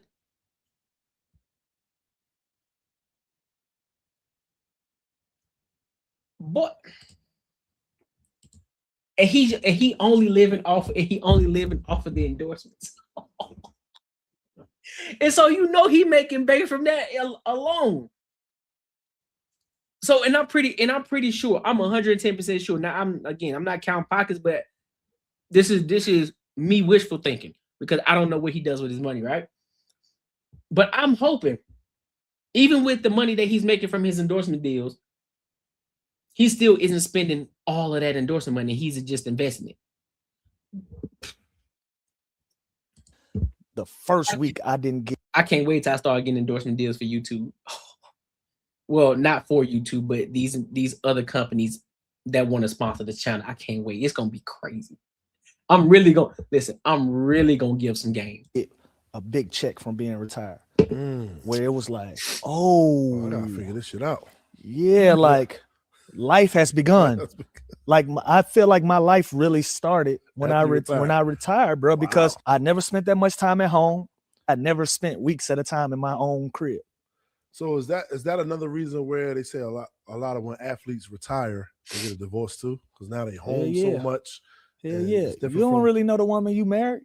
I'm from Atlanta. Right. If I'm playing for the Clippers, she might move with me, but I'm on the road 3-4 nights a week. I only got to deal with her for 2 nights at a time. Wow. You dig what I'm saying? I got to deal with her 2 nights at a time during the week. You know how we keep her happy? Keep sending her to the mall. That's how you keep her quiet. That's why it's okay. It's okay. I understand. It's a sacrifice. I'll stay home with the kids. Right. That's why a lot of these cats, they get these shorties before they get into the NBA. They stick with the shorty that they was with before they got the money. They already rocking out with her. They already understand what it is. They know each other, so it's good. Life is good. Look at LeBron James and Savannah James. High school sweethearts, bro. They've been together. They know each other. So everything else that comes with it, we just growing together. We building together. It's okay. You know why? Because she can shop in peace. Right. You ain't in her fucking ear. And you on the road doing whatever you doing. She ain't in your ear. Come home 2 days out that week, play family, and then you retire and you got to deal with this shit 24/7. Play house. Tough, yeah, you playing house. You on your best behavior. How about that? That's the reality. So when you get to a place where, like I said, I was single, so I'm coming home with just my crib. Let's say you don't even have kids involved, or you got a long-time girlfriend. Y'all really got to get to know each other for real. Because he's used to spending time with you, getting the fuck out of here. Right. Spending time with you, getting the fuck out of here. So how you gonna keep her happy when your keep her happy button is send her to the mall? Right. And that $500,000 check that you got last week, that ain't a $500,000 check this week. So when you come home, man, y'all don't know who y'all are. for longer than Who that little nigga? Yeah, for real. Straight up. Because you know what it is? You get into your room, you check in, do your check-in phone call, right? Go back to living your life. She go back to managing the house. A lot of my good brothers are who they say they are, real God-fearing family men, and some of us like to play. And me included. I say I'm first. So anybody saying I'm talking too much about it, I was one of them. I was a team captain. So you know your wife for 5 minutes at a time for real. Wow. So hell yeah, she leaving your ass when that shit, when the shit that keep a don't- smile on her face right. ain't there no more. That resource ain't there no more. And it get different. Never looked at it like that. Yeah. I never looked at it like that. And that's another thing too, though, man. That's what y'all was leading with, y'all, because y'all had the money. Y'all thought that shit was gonna last forever. And like, listen, I'm gonna keep sending you to Mali. They continue to keep buying this crazy shit, and then once that money dry up, they leave because you was leading with it. Again, understanding the fact that you never had it, and so therefore you thought that money was there, it was gonna be there forever. So you were just living life how you were supposed to live it. And again, that goes back to having the right people in your circle, bro. Having the right people in your ear. It's like, hey, I get it, bro. You got a lot of money, but this ain't gonna last forever, bro. Look at all the NBA players beforehand. They done went broke. They working regular jobs now when they used to make millions of dollars, but they blew it. Then they end up having to repo because guess what? Once you buying all this stuff now, and then once that NBA is over with, you still gotta upkeep that stuff. You still gotta continue to pay for this stuff. You still gotta maintain it. But you ain't making the same amount of money no more. So guess what you're gonna have to do? You're gonna have to auction all of that stuff off. Repo all of it. Because you can't keep up. And that's why they're telling you, listen, bro. Even though you know you're making 54 million, let's be real. You don't need to spend the whole 54. If you want to be real about it, shit, bro. If your expenses are low, you can live on 10,000. You can live on 10,000 and you can just enjoy life. You don't need a $10,000 a month condo, especially if you're not gonna be there all the time anyway.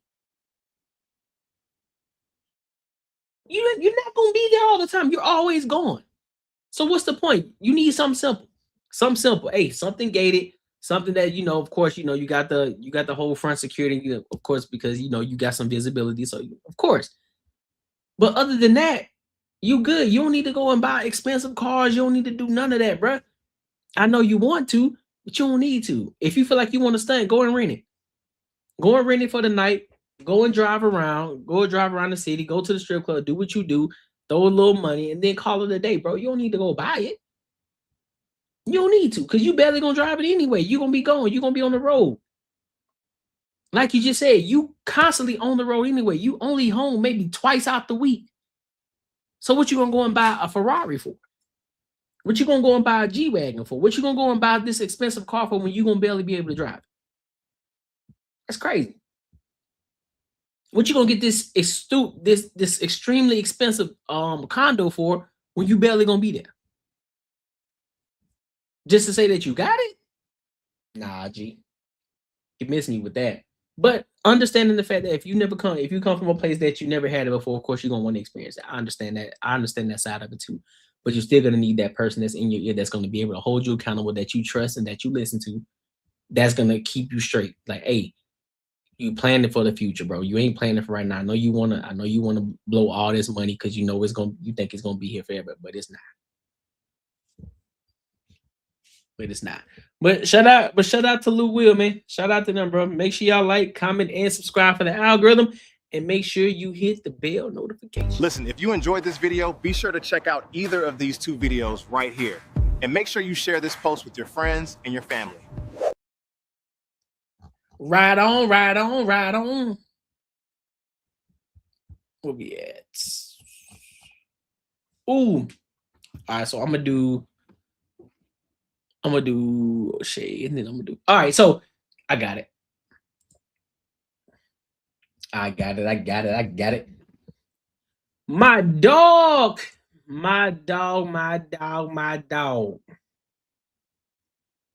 My dog Spaces. What's the word, homie? What is the word, G? Where's my? Yeah, you right, man. Making money is me. 10 years, man, you're gonna have matching Benzes. 10 years. Thinking more like 10 days, man. 10 days. My dog. My dog Spaces with the $10. He says, just stopping by, showing my support and paying my dues so I don't get fined. Hey, man, listen, I was going to pay some tariffs. Listen, you was going to have to pay tariffs. I'm telling you, putting tariffs on everybody. I'm about to go live myself. Keep up the grind, my boy. Bad Chasers meet up in July. Hopefully not in DC. Listen, I'm trying to get it. I'm trying to know where it's going to be at. I hope it ain't DC either. I hope it's not DC either. I'm trying to, I want to see what it's hitting for, bro. I want to see what it's hitting for. I haven't been to one yet. I definitely want to go. I definitely want to go check it out. So hopefully we get that information and then I can make adjustments and figure out what we're going to do then. So hopefully it ain't DC though. Hopefully it's not DC. But they'll let us know soon. Listen, bro, I appreciate you for the $10 though. I appreciate you. I'm gonna check y'all out once I'm done with the live. I'll pop up over there for a minute. Show my love too. You know what I'm saying?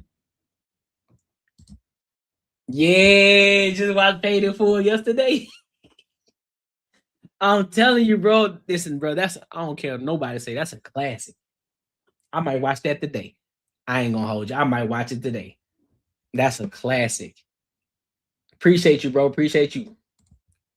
I'll be over there in a minute. I'll be over there after I'm done with this live stream, though.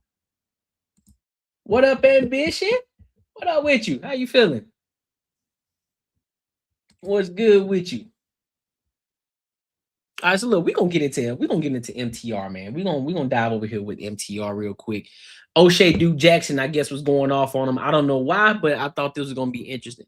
I guess about his time and him being in Thailand. So I want to see what this is about, and then I will give my thoughts and my opinions. So let's go ahead and dive in.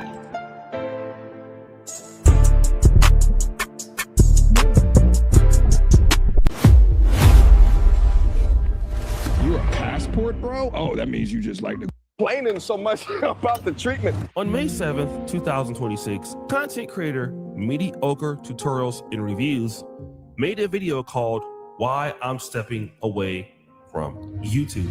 So long story short, I just need a break. I need a break. And for how long? I don't know. He would go on to name 2 reasons as to why this was occurring. The first is he's been cancer-free for 5 years. Oh, and shit. wanted to take some time off to celebrate that. And then also, he's never really healed from his father passing in June 2023. Thirdly, being a content creator posting every day is a burnout, and he wanted to refresh, but he didn't tell people where he was going. Then we saw this post. It said, "You did this more than I knew. Rest, reset, get back to yourself. The mission isn't going anywhere." He's right, you know. Now, MTR wouldn't post another video until May 28th, 2026, when we would then find out his actual location. I left America for Thailand and realized we've been lied to. That was the first of 5 videos that he would post on the subject. Now, while all 5 videos have different degrees of information, cumulatively, we can understand that his messaging is broken down into 3 components. The first is dating and relationships. They want loud and strong, yet quiet and reserved at the same goddamn time. They want at a moment's notice that you got to defend their armor. You got to be the rough, tough, bad guy. All right. At a moment's notice, you got to be the Super Saiyan dick slinger. All right. You got to put that thing up on the table. You know, which, you know, from my experience, it's not too bad of expectations. But, you know, that corporate Tupac blows my mind. But as a man who is charismatic, you understand that there's a certain game that you have to play. Yeah. In respect, like, how many of the dudes that are successful in the dating game, but like low key, are addicted to video games, right? But they don't let that component of their realness or their personality come out. Now, it's important to understand that MTR has a much broader audience than me. I typically focus on Black people, and MTR has a focus that's more wide-ranging. But he did give a hint at the Black community here in talking about this idea of corporate thugs. In other words, you need to be a very charismatic guy to get the typical Black woman in America. You need to be very hood, then at the same time, very smart, then to be able to clap cheeks very good. And your personality needs to be stretched so wide to cover all of this territory. It's a lot. Which really shouldn't be necessary. Yeah. But he would contrast that to Thailand. When you're in a place where it's completely different, the norms are and not you're there. not held to the standards or the comparisons of those around you. Now, in comparisons to having, No, it's not even that it's not there, because that is one huge component of it. But again, it is that I'm not assumed to be an enemy, and you just don't know when you walk up and you say hello, hey, what's up, how are you doing, if she gonna look at you at like you's a piece of shit. You don't know.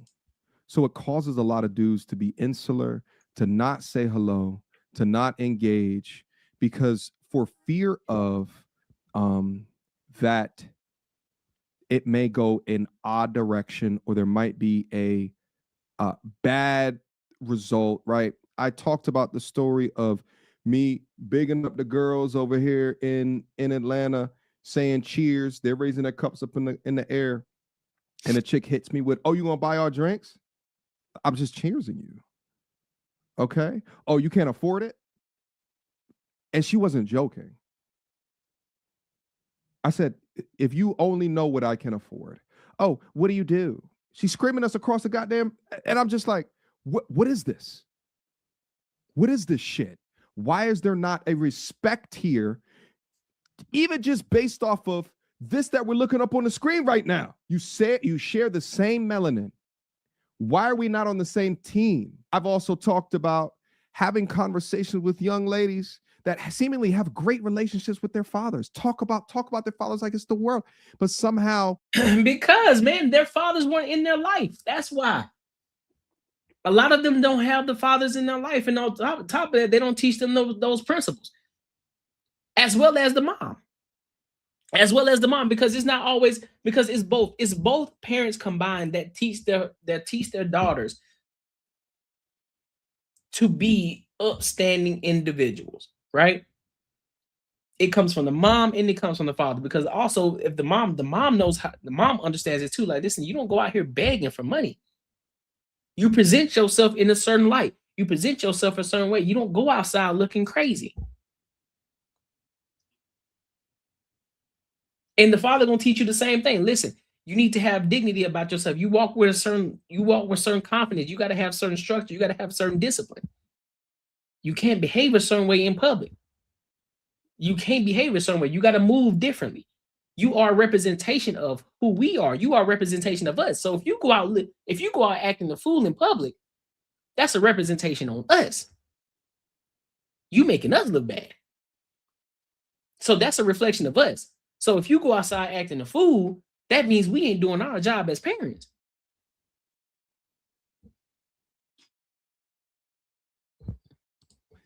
when it comes to their peers, the peer that is a man is the enemy. Why is there a cross to bear? Why is it? It baffles me that you are considered the enemy at first glance. It baffles me. But I understand because of the conscription of the content. I can also say too, it's the circles too. It's the circles that you're in. In certain places, in certain areas, in certain spaces, a lot of people aren't behaving like that. When you go to certain areas, women are asking that question.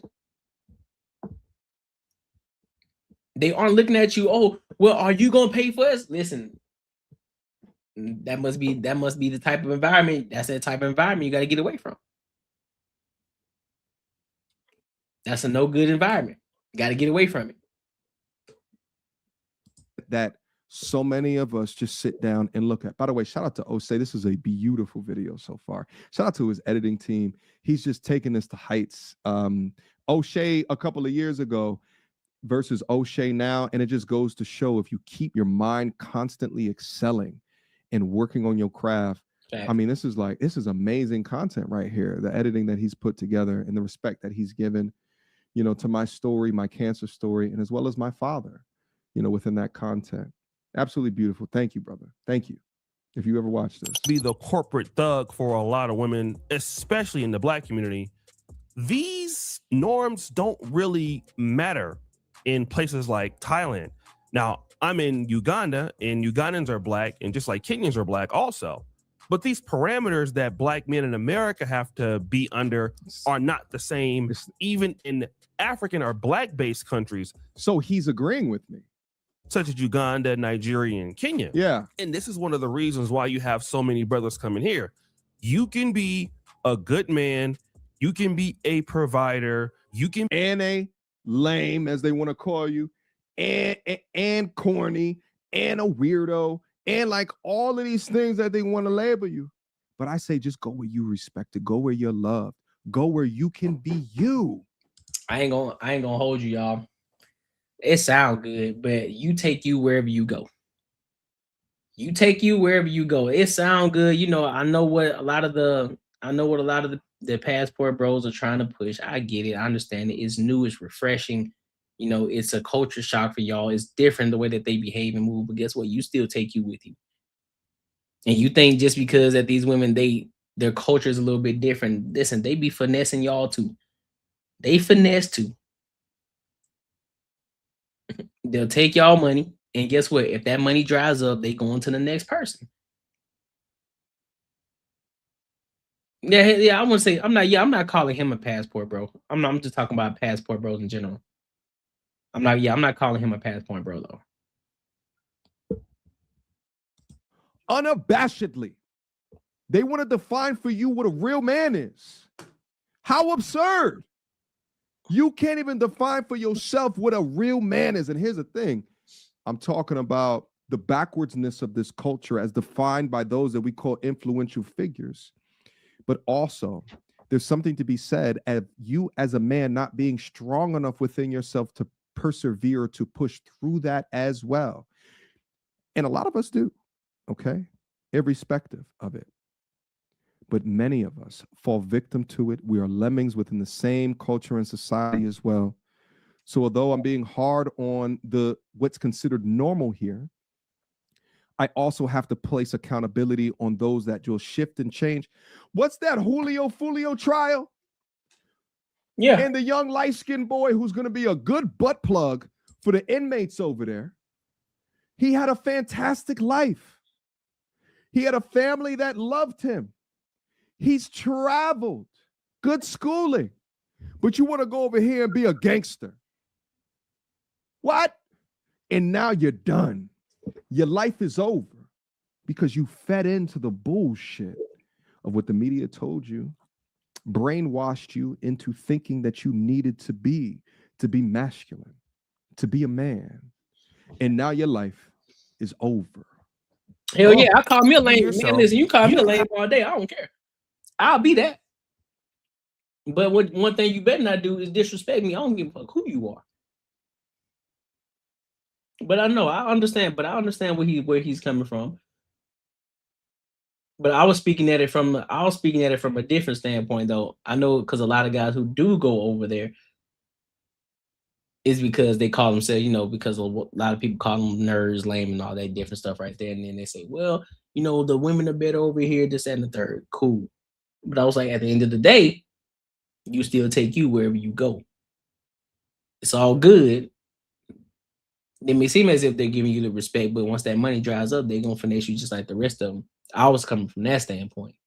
But yeah, other cultures, they do have that keen sense of respect right out the gate. It's just the culture in itself when you go to these other countries. Not all, but there are some countries that you go to, that is the first thing, respect. Out the gate. Respect, respect, respect.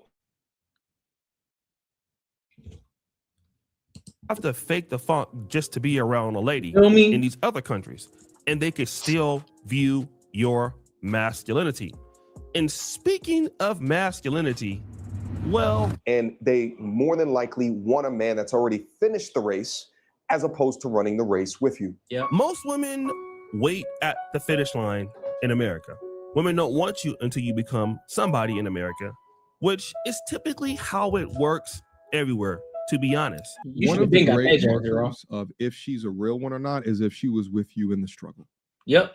But here's the thing. Let's say you make it up there. Now, how do you define it? It's like you almost lose sight of that if you don't, you know what I'm saying, figure it out with a high school sweetheart, a college darling, right? Like, and you just out here in the free world just trying to figure it out. It's like you never know.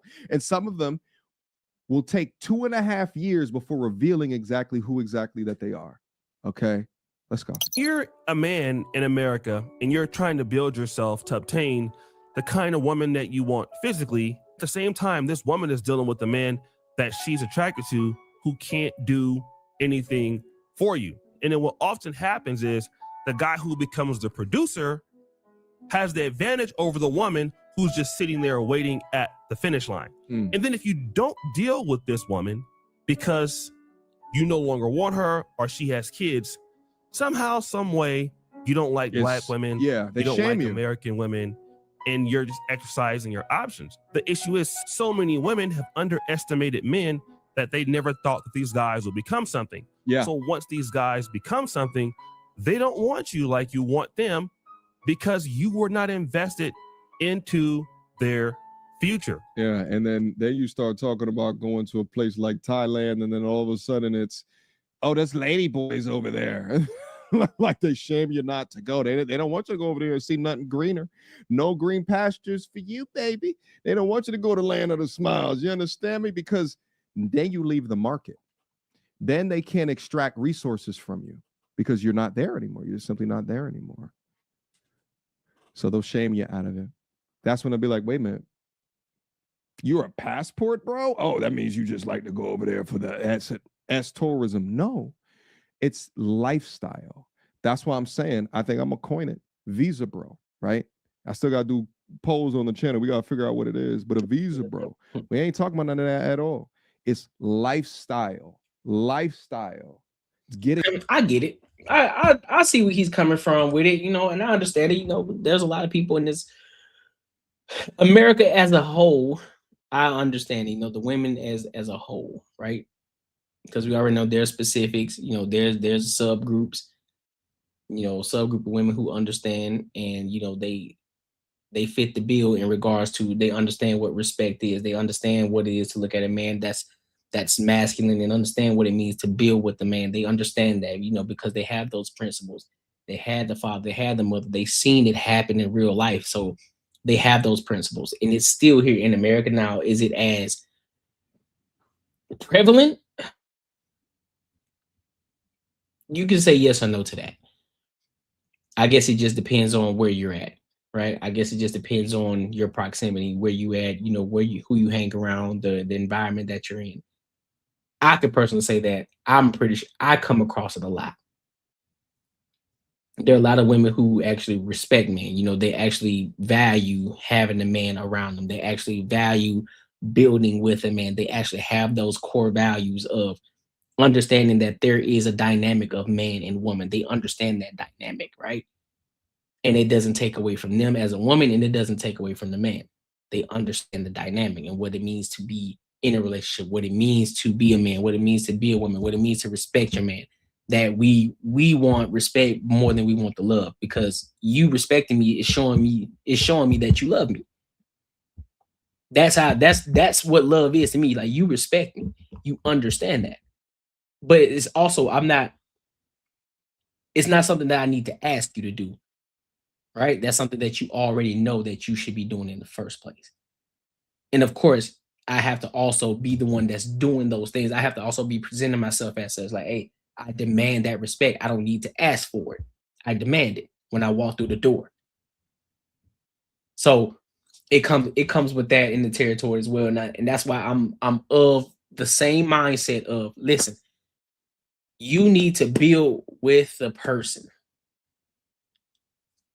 If you somebody you couldn't find that shorty that wanted to build with you, you couldn't find it because of the proximity that you were in, or the people you were hanging around, or the environment that you were in, and you get to a different level where now you got the pick of the litter.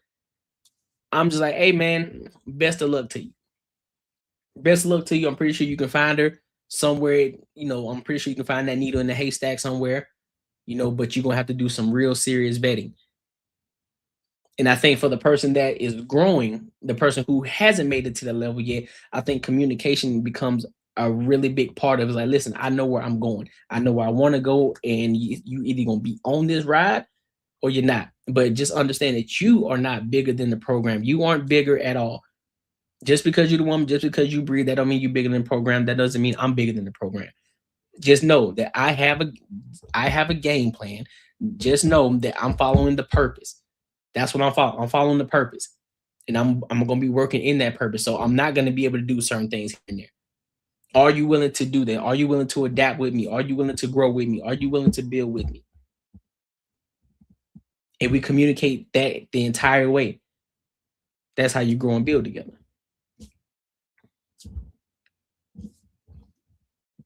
But a lot of people, here's the caveat though. Many people don't have those conversations. They get the box and then they just hang with each other. They aren't having real conversations. They talking. And then, hey man, we just talking, bro. We just kicking it. I busted down a couple of times, and all of a sudden, we together now. What? So y'all don't know the core values. You don't know where y'all trying to go. Y'all don't have a game plan with this relationship. Y'all aren't being intentional at all. Y'all just kicking it. That's what y'all doing. Now all of a sudden you fell out. I fell out of love. I felt like I was losing myself. What? I get it, because you didn't have the communication, and you realized that just because you was busting this person down and this person was attractive and they was giving you sweet nothings, y'all weren't having real conversations. I get it. Megan is a hoochie mama. However, you accomplished successful black men are going abroad, wifing up ghetto immigrant women in Dominican Republic, Thailand, even Africa. Some of these women are streetwalkers, hookers, not the middle class. Well, that ain't got nothing to do with me. So I don't know what these guys, I don't know who they're dating or what type of women that they're getting with. But he's talking about the culture in regards to respect, giving that respect to a man that they don't get over here in America. That's where he's coming from with it. I don't know who he's dating. No, I don't know what type of women that those guys are dating, or if they are even dating other women at all. I don't know what they're doing. But what I'm saying over here in America, I'm saying as a whole, it could be seen as we don't get the respect that we deserve as men. But I also said that there's a subgroup of women that really understand that value, those core values of what that means, the dynamics of a man, and understanding the respect factor versus the love factor. And then of course there's that other side, they don't give two fucks.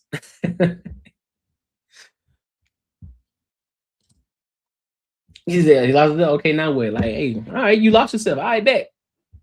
Go figure it out then. What you mean? Out the rat race. Okay. Shout out to Gio. He says the sign language is real, beyond real, and it works. Let me see what else we got. Because I hear a lot of these young men saying the same thing. You tell them that you went over there, the first thing that they say, oh, you better watch out for the lady boys over there. Meanwhile, there's just as many, if not more, lady boys in the United States. Yeah, exactly. Yeah, I definitely agree with that. I'm like, man, it's lady boys all across the goddamn across the US, Thailand, and wherever it should go, man. They there. So a lot of them, here's the thing, and here's the bigger thing too. When they say things like that, it's shaming language. So you just let that roll off your shoulder. It's all shaming language. Because 9 times out of 10, them same shorties who up there giving you all the shaming language, they're the same ones that probably ain't gonna date you in the first place. Because you probably told them no, or you probably told them that you weren't attracted to them. You didn't told them something that they didn't like. So therefore, of course, they got to throw out all They gotta throw all the shaming language out there. So it is what it is, bro. It is what it is. But shout out to MTR, man. Make sure y'all like, comment, and subscribe for the algorithm, and make sure you hit the bell notification. Listen, if you enjoyed this video, be sure to check out either of these two videos right here.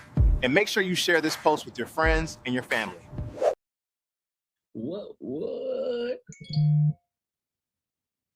that? All right. So let's go. I want to go to this other one, man. Let's go to Earn Your Leisure real quick. I want to go to Earn Your Leisure. And they were talking to Country Wayne. So for those of y'all who don't know who Country Wayne is, he is a comedian. You know, he got started in the Facebook era when Facebook was popping and he was doing numbers. You hear me? Now, I don't see him as much, and that may be for a reason. I don't know. Maybe just my algorithm hadn't been plugged into him as much. But he talks about building his brand, growing his brand, making money, and all these different things. So we're going to dive into that, and then we're going to give our thoughts and our opinions. Before we do, let me read these comments real quick. You're absolutely correct, but at some point, Black men have to be able to identify that type of woman that is respectful. Yeah, they do. I agree. I agree. I definitely agree with the idea that Black men have to identify, but I also believe that those men who are of high respect and they demand respect, they put themselves in the spaces of those women who understand what respect is. They demand it. And let's be clear too. Those men who move like that, a lot of these women, they automatically self-select themselves and remove themselves anyway, because they know that they can't have that type of man. They know it's different. So they remove themselves already. They take themselves out the game. So that's why I say on the man's factor, when you step through a room, you automatically come through that room and you demand that respect. Not by saying it, not by speaking loud, not by saying, hey, you must respect me. No, you do that through your actions. You do that because you got things going on. You got real emotion in life. When you walk through the door, they can sense that. They sense that confidence. You walking with your head, with your shoulders high, your head high, your back strong. You walking through, and when you walk through, there's an aura around you. That doesn't mean you need to be making millions of dollars, but when they see you, they understand that you are about something, and they become intrigued. They want to have questions. They want to know, who are you? But some people think that you got to walk through the door. You got to be loud. You got to be the loudest one in the room. You got to be loud. You got to be obnoxious. You got to be all of this. No, you don't. People notice you. People notice you. Real talk. They see you even when you don't even know that they see you. People watching. So it's all about how you present yourself too. That's the first thing. You walk through the door. That's how you demand that respect. You say his time has passed. You think so? You think his time has passed in regards to what though?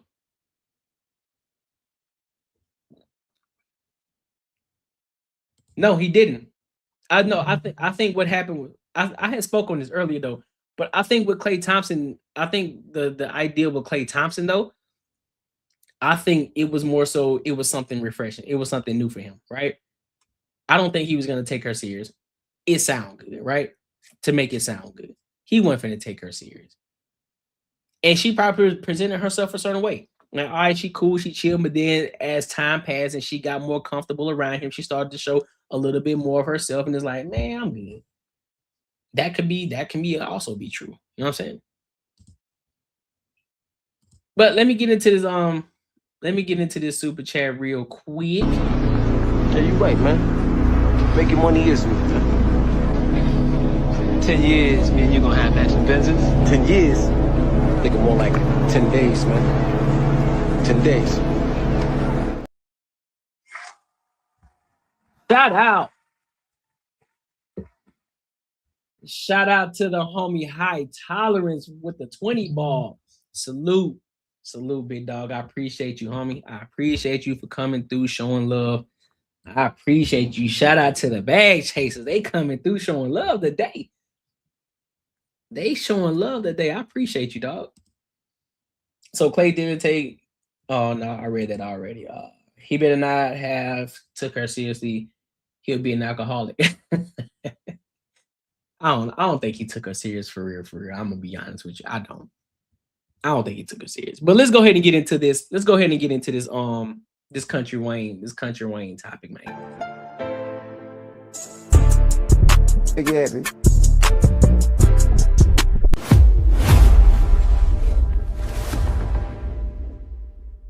But it gets you so close, you don't know the difference. Did you? So, I mean, obviously, Facebook has been the platform, and yes, it gets funny with the money sometimes with it. Did you ever say to yourself, hey, let me branch off and create my own thing? Yeah. Because a lot of the data is not going to get shared with you. Exactly. But you can see the engagement, you can see the followers, but we don't know who's who. But Exactly. so how did you manage to deal with that? What I did, first of all, on storylines, you got a more engaged audience, but like you say, that's their platform. Mm-hmm. So what I'm doing now, create my own platform, but I'm not gonna do the same thing. It's like, I ain't gonna use, because it'll take too long to build that business to where they, because you got to respect their work too. I think with a lot of people, like, I'm gonna go get my own platform. You forgot Mark Zuckerberg, work, you got to respect work. They put in work to build that. Mm-hmm. So if you're ready to give up 20 years of your life, you ain't finna build nothing in a year to catch them. Now, streaming, it's easy to catch streaming, so I'm starting a Country Wayne streaming service that's gonna have movies and TV shows from the past that, you know what I mean, and serve our audience. I feel more comfortable in that because streaming ain't up to 10 years old. But that social media 10 years old, but it's too much going on. It's too much going on with it. So it's like, I'm gonna keep doing what I'm doing on that. But that streaming, what I really love to do, movies, I'm gonna do that because even Facebook not growing that much anymore. So you gotta think about it. You try to go create an app, man, them people already, it's hard to get people off Instagram and stuff. Yeah, they're addicted. And you can't have a competition. You got to do something that's different. Yeah, you got to be like, we making money together because they bid out, and you got to look at it. You got to make something different. Make your thing. And I got my thing in my mind that I know I'm about to make, and that's going to be my $1 billion plate. You know, that's what so I don't try to create the same thing I'm doing over there because you're going to lose people. If you go to your own app, I'm getting 7,000 comments a video, 3,000, 4,000. I'm going to go over here and get 180. Yeah. And then the people going to eventually go back because they enjoy the conversation. They ain't just the video. Yeah. They don't want to lose that engagement. It's a community. Yeah, like Netflix got the game on lock. It's streaming. You're not going to beat Netflix, bro. I want to talk about the $1 billion idea, but before my last question about the Facebook, can you give the audience some kind of idea of how much money somebody can make on Facebook? Well, I ain't gonna lie, man. I ain't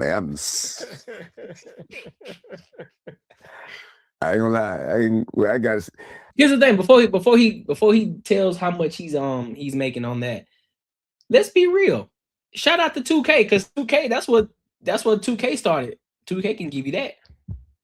You can make money. Here's the thing. You can make money on a lot of different platforms. Now, of course, there are different stipulations on how to do it and what to do. And all audiences aren't created the same, right? So you probably won't get the same audience on Instagram as you would Facebook and vice versa. Or you won't have the same audience on Kick as you would on YouTube and vice versa. So your audiences are different. And the type of content that you put out is different. But you can make money from a lot of different these places. Me, I'm focused on YouTube, right? Because I think YouTube is one of the hardest places to get it. And I know for the people who want to make their money quick and get that shit, get it quick, I get it. I understand it. But me, I'm trying to build this thing heavy. Because if I can master YouTube, I'll be able to master any other platform. That's the goal. If I can master YouTube, I'll be able to master any other platform. Because this is the hardest one to master. And then on top of that, because now I'll be able to get endorsements, sponsors, and then I'll know how to navigate that. Yeah. That's what I'm focused on. That's why I'm focused heavily on YouTube. I made a good bit. I made a lot. But in reality, it's hard now, man. It's hard to make that money over there now because the pandemic gone. I got in when it got in. It's like people back to work. It's hard to catch engagement now. It's hard to make it. It's hard to get that engagement. I've been on Facebook since 2014. So to be honest, I don't want to lie to nobody and be like, you finna go over there? Yeah. But you could go over there and make some money though. You go over there and make you a 30 piece. That's a lot of money. You want to go over there and make you 30 grand. You can go over there and probably make 100. if you really grind and get people on you, but you got to do something unique. Yep. To get them hooked on you, to take them to their story and to get them to care enough. So that just because you got to think too, man. The people on Facebook are older. That's an older crowd, man. Grandmothers, people over 40-some years old, they're the ones that's still on Facebook. So it's gonna be hard to get them. It's gonna be hard. That's a working individual, so they ain't on social media like that. They barely know how to use Facebook in itself. So yeah, it's gonna be hard. It's gonna be hard to get them. It's gonna be hard to get them. Yeah, if you really put in the work, you go over there. It's just like anything though. It's just like anything else. If you go put in the work over there, you can make some money. But I know a lot of people who it just don't work out for, because my money cut right now. But I'm at the top of the pyramid, so when they fall, I only fall to a certain tier. But you got to go over there and grind, man, because I'm gonna be honest, you come over there with me, I'm dropping 40 a day, so good luck. Good luck, but more power to you. Unless you want to come over here to my page, I got a storyline for you. It's new Death Row. It's on a Death Row. Come over to my page. Hey, I make sure you go. Matter of fact, people who on my page gonna make more money with me than they gonna make with Facebook, because I got the people attention. Because if the people going to another page, Country Wayne already got the comments. So even if I don't like Country Wayne, I like it. Some of my people who follow me don't even like me. They don't even think I'm funny. It's an opportunity. It's like they just following this. When you're up, you're up. You know how the game go. I see what he talking about. How many people do you have on payroll, like on a monthly? What are you talking about, man? Payroll, bro. That's getting paid through. Well, my counting the people my producer pay, or just me paying them? The whole ecosystem. Yeah, your producer. It's hundreds of people. Hundreds of people. Hundreds of people for sure. Just me directly. From like you paying your staff, and then it's a pyramid. Bam, bam, bam. Brother. This brother pay about 10 people. They pay about 40 people, and them people pay about 10 people. It's hundreds of people, man. So each producer got their own crew. They got their own crew. So you are running it like the dope game. Yeah, like shoot, Mike. You know what I'm saying? They hate when I go on here and tell their business, but man, Mike making 7 figures a year. Chase making 7 figures. You know what I'm saying? And a lot of other producers, I ain't gonna say their name, but they might make 400-some thousand a year. And out of that 400-some thousand, they might got to pay 100. They got 100. They got to pay out 100-some thousand. They got a few people making 20, 30. You know what I'm saying? So it's a pyramid. It's a business. You know, it's just like everything else. It's the dope game. It's just this trap house do this, this trap house do that. And I ain't gonna say it's a dope game, because that's what I thought growing up, because that's what I knew. It's really just business. Yeah. And similarities. And to grow a business, man, you got to have people out there making money. Cause I ain't have to pay them. That was the thing I did to grow the business. A lot of content creators told me, why you paying them and you getting them famous on your platform? But I was making so much money, I'm like, I gotta share it. I don't need all this. So I knew if I pay, they'll stay. And eventually, while I'm doing stuff like this, they turn into a business and they trapping. And they go out there and grind, man. They'll shoot, man. Them people be in Africa shooting. Like the least of them was in Africa on a vacation, but they shot some skits. You know how much it would have cost me to do a storyline in Cape Town? I would have traveled there. So the fact that paying people, man, was the key. That was the key to really spread it and make the business really grow. You said that there's a pyramid. Listen, bro, you're gonna have to, at some point, you're gonna have to pay in order to scale. You're gonna have to spend some money in order for your business to scale, whether you want to or not. Because I know a lot of people talk about, oh man, listen, bro, it's just me, man. You got help along the way. Whether that help is somebody giving you tips, somebody helping you giving you a formula, or even having to take somebody's blueprint and making it your own. You never did it by yourself. You never did it by yourself. You always had help along the way. And on top of that, you're going to have to come out of some bread too. You're going to have to spend some money in order to scale.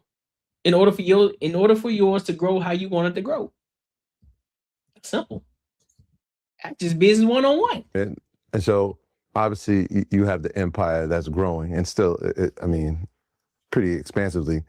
How do you go about approaching your own solo deals, or is everybody part of that pyramid, right? Because you get the specials, you're doing touring, right? Is that's separate from it's separate, right? So how are you going about? Yeah, obviously. Right. When the Amazon Prime money come in. So how do you go about approaching those and negotiating, right? Because you're saying, look at who I have following me, look at my engagement, look at what I've done on tour already. Here's what I'm worth. Or that's the leverage. Okay. When you go in those rooms, they're never gonna pay you if you don't already got money. So everything I do on social media, if you watch me on social media, it's strategic. I never just post nothing. I bought a $700,000 Ferrari. I don't care about that car like that. But I knew I was finna be in these rooms with these execs. If I'm negotiating a deal and I'm negotiating with a guy who already got a blue Ferrari that we've never seen before, brand new, you go give me some money. Cause you know deep in your heart, I don't need yours. And I ain't bluffing. So I knew. Yeah, because it makes sense because at the end of the day, I know some people may not understand, but that must mean this person knows what he's doing. If he's able to afford X, Y, and Z, then that means I'm gonna invest in them because guess what? They're gonna bring me back more money. It's almost like the presentation, right? One of the things is like real estate agents, right? Or even having a great lawyer. Y'all already know when y'all see the lawyer who got the clip-on tie, his suit is all baggy. He don't look well put together, and they're like, listen, you going to jail. If this is your lawyer, you going to jail for sure. And he got the slip-on loafers, you going to jail. But versus the lawyer who's well put together, well dressed, well groomed, everything looks right. Listen, standing up tall, clean fit.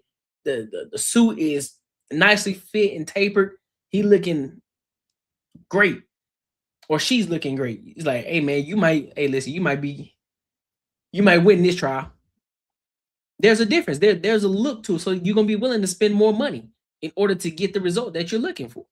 Same thing with real estate agents. If you're a real estate agent and you pulling up in a busted Honda, talking about you trying to sell a $5 million home, they ain't gonna take you serious. They ain't gonna take you serious at all. However, if you pull up in a taper suit or whatever it is, taper suit, and now you're pulling up in the G-Wagon, or you putting up in a Mercedes, or you pulling up in some fly, or you pulling up in the Bentley, they're gonna take you a little bit more serious because that's gonna let you know, listen, you must have done a lot of work and you must have a very high success rate in getting the job done. So therefore, you're more likely, they're gonna look at you as, or you're more likely to get the job done to give me the result that I'm looking for. So yeah, it makes sense. So that everything I got going on, it leverages everything else. So it kind of goes back to dress for the job that you want. So look at it from that standpoint. So you bought the product. So if you know you're going into a space where you about to negotiate a big contract, so I'm not just gonna show up looking ragged. I'm gonna show up like I already got this. I'm gonna show up with the leverage of I don't need this, but if you want me, you finna pay me. If you want this, you're gonna have to pay me. And I got the result to prove that I know how to do what I do. I'm great at what I do because here's the result over here. So you either gonna pay me or I can walk. It's like some people just come see me. They don't even think I'm funny. I'm like, I'm not their type of company. They might not like, but we like Country Wayne business though. So it's like people, that's what people say now. Like when people see me like, man, because people was hating, like he ain't funny, but I got so far, like he funny to somebody because he got a lot of fans. Somebody like everybody, a lot of people were saying that, but it was just like what it was. I wasn't goofy. So they looking for silly, but the next level don't let you be silly. So what it was, you're not gonna get out here and me. I'm not being a coon on stage to please a joker. Just because I don't curse on stage. But I knew, bro, this is funny. I don't care what you say. I know what's funny. I'm the cook. And eventually people who was saying that, now they trying to rock with me now. Cause like when you get that paper, you gonna respect it because especially a country boy. Cause country people. Listen, I ain't gonna hold you. I found Country Wayne funny. His comedy was different. It was funny. I found him funny. I did, and I still do find him funny because he reminded me of the uncle. He reminded me of that uncle. He was dead serious about a lot of stuff, but it was funny. Like, oh, you crazy as hell. It was what he would give you that vibe, right? But at the same time, understanding business. This is what I'm telling y'all. Listen, hear me. Y'all, listen to me. If you don't get anything else from the Courtnee Edgar Show, understand this. You don't have to be the best necessarily in order for you to get to a bag. Because why do we do what we do? Why are we doing YouTube content creation? Why are we doing Instagram content creation? Why are we doing Facebook or whatever it is that you do, or Kick or whatever? You're doing it because you want to make money. Cool. You can talk about the topics that you want to talk about. You can talk about whatever it is that you want to talk about. But what matters is the business acumen on the backside of it. What matters is how you conduct business. When you start to do things with intention, when you have a strategy behind what it is that you're doing, it then becomes bigger than just the content in itself. People just look at the consumers, just look at it as, oh, this is content, this is trash, or you don't know what you're talking about, or you just a lame man, give it up now. This ain't for you, all that BS, but they don't understand the back end of it. They don't understand the content. They don't understand the strategy behind it. And that's where they miss the mark. That's where they miss the ball. Every single time. That's why I'm fond of Kevin Hart. A lot of people don't find him funny. I do though. But on top of that, I admire most his business acumen. How he moves. How he went from doing stand-up comedy to being on stage, boom, to now he got all these endorsement deals with Chase Bank, Fabletics, all these different companies that he's working with. Doing acting and all these, and just really elevating because he has the business acumen behind it. Even doing his show that was on Netflix, choosing the next big star, the next big comedic star. We never seen that before.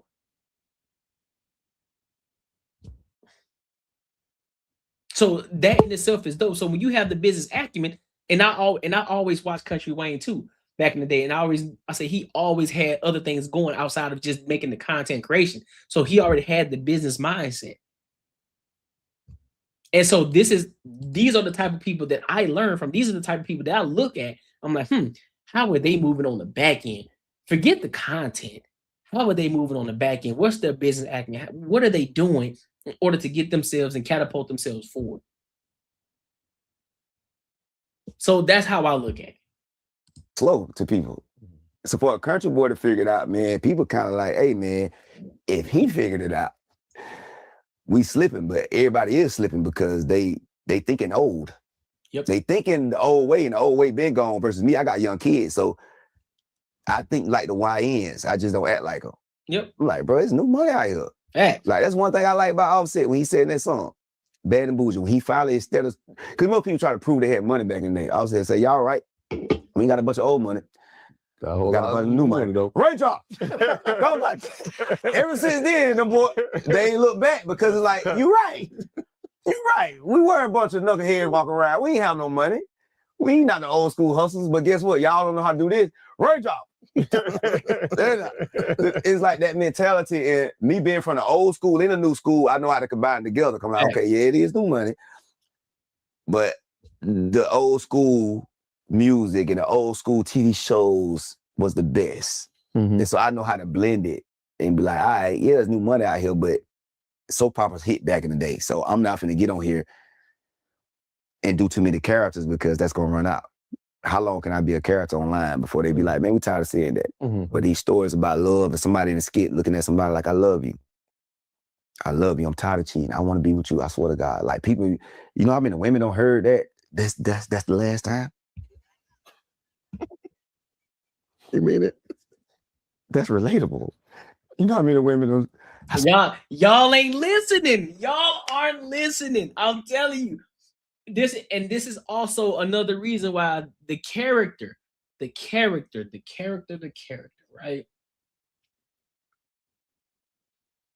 You got to keep up. You have to keep up that character. When you create a character, or you create this facade, or you create this personality, you got to keep it up. You got to keep it up. Now, some people have the capacity to do it. Some people have the bandwidth to do it. Me, I'm not trying to do that because I'll get tired. I'll get fed up of doing it. I'm like, hey, man, I'm tired of acting like this character. I'm tired of being this person. I'm tired of acting like this. I don't want to do this no more. Now I have to rebrand myself again from being this person. I don't want people to just only see me as this. I want them to see me as this. So that's why I just took a play out of somebody else's book. I said, you know what? I'm just going to be who I am. Be the authentic me. I don't need to be a character.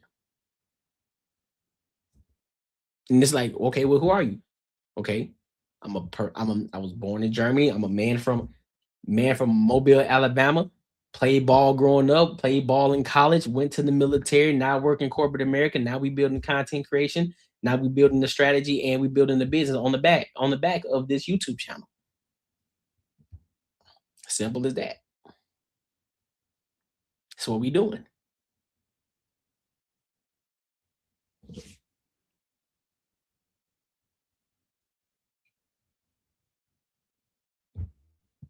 Swear to God, man, never again. And you know how many men I'm told this, man, I'm done cheating, man.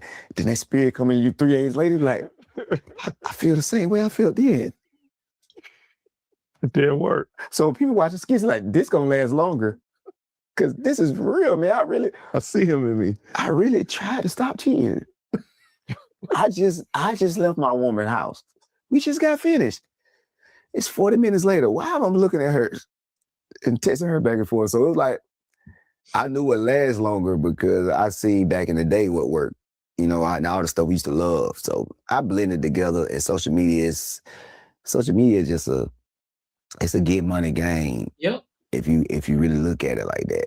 Yep. But most people looking at social media for how they want to be looked at to the world instead of the world already know who you are. You can't trick nobody. If you want the world, you want to trick somebody, style social media, because back in the day, people could trick us because we couldn't see what they was doing. But now with social media, we looking at your eyes. Like, when somebody get on social media and we hear, and they be like, man, everybody gonna be okay. Y'all just, nah, you be like, you going through something. You want to say that in the pandemic when that PPP money was like Right. people really, the fans really They are be smarter they be on that shit. than people think. They And be that's why on that creators shit. mess up. So They do. I look at it like that. Like, these people are, the people who follow you are smart. They be like, man, they dumb, they followers. No, they're actually smarter because sometimes they realize I'm not gonna try it that hard to go make it. The bumps and bruises and stuff you might got to go through, it might be, I'm okay with she making 40,000, I'm making 50,000. We got our little barbecue and I get to go to my son's games. They living too. You know what I'm saying? So it's like, you got to, social media, a whole class, man. It's a whole class, but we all know the class, it was high school. So we just got to simplify it and start overthinking and be like, bro, everybody who go on social media, the problem with people, they act like they got money too much. So you never gonna get an audience if you starting with money.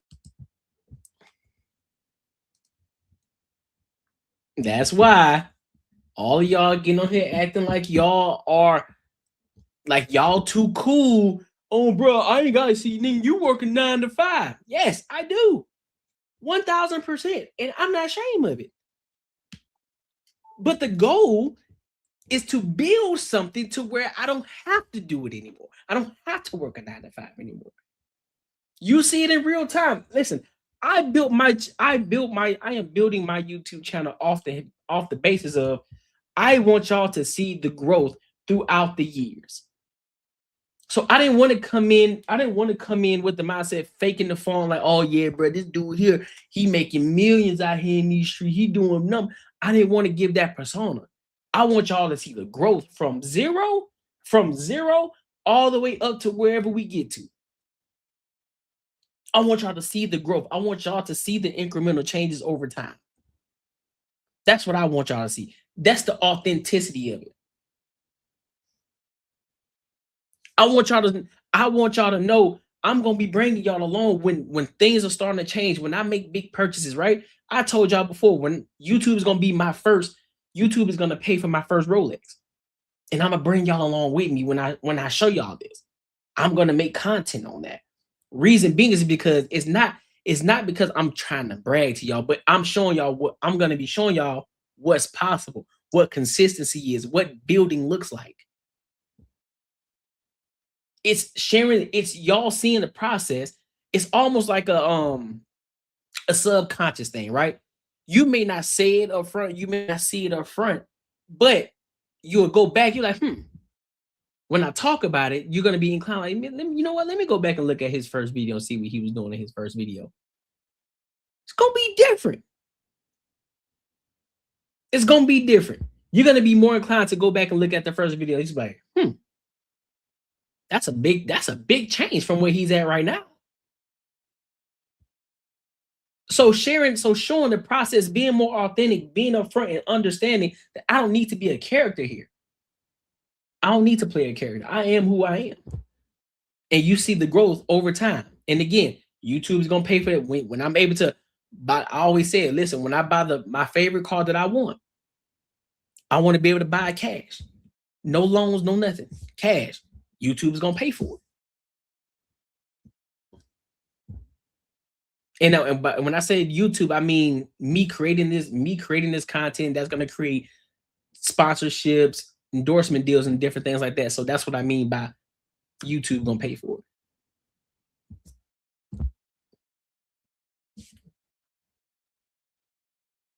You see what I'm saying? So and witness the progress. So that's why we're doing what we're doing. That's why I never led with, hey, bro, I'm a big, you know what I'm saying? I'm a big dog. I made millions of dollars out here. That's why you should follow me. Nah, big dog. Nope. I'm not leading with that. I'm not leading with that. Not leading with it. Everybody who popped me, DC, even Jess, they seen us low. So they grew with us. They saw the rise. People who start with money, you get attention because they watching that, but they like, when they figure how it I know out. you came with that. Exactly. You know what I'm saying? Like New York seen Jay-Z come up. So it's like, I remember, they were like, man, I remember he was just rapping with people who get big and stay big is people. Let me show y'all the difference when I'm talking about, because I don't think some people who gonna watch this video back when I clip it up, I need them to fully understand where I'm coming from. Look at this. Look at the difference.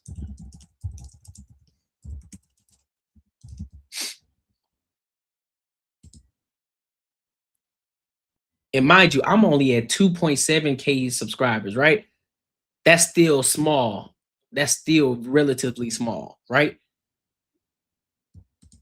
Now let's go back and look at my first video that I've ever created.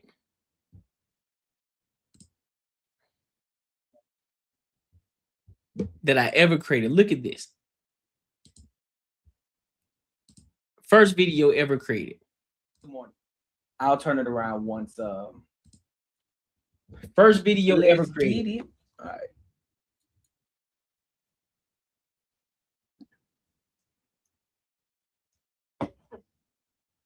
Yeah, already fucking ads at the beginning.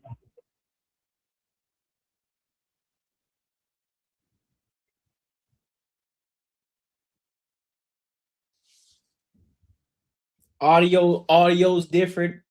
Quality of the video's different.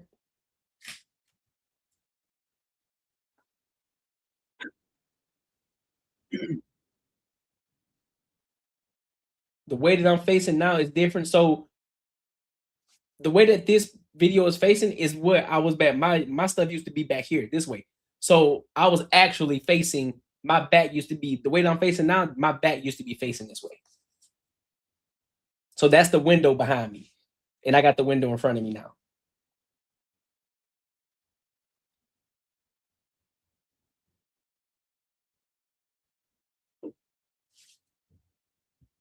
Okay, y'all can't even hear nothing.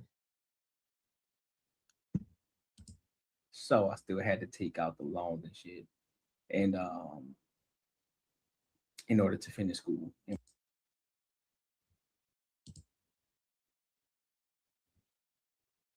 This is crazy. Look at it. Just look at the quality of this video versus now. And I still ain't where I want to be.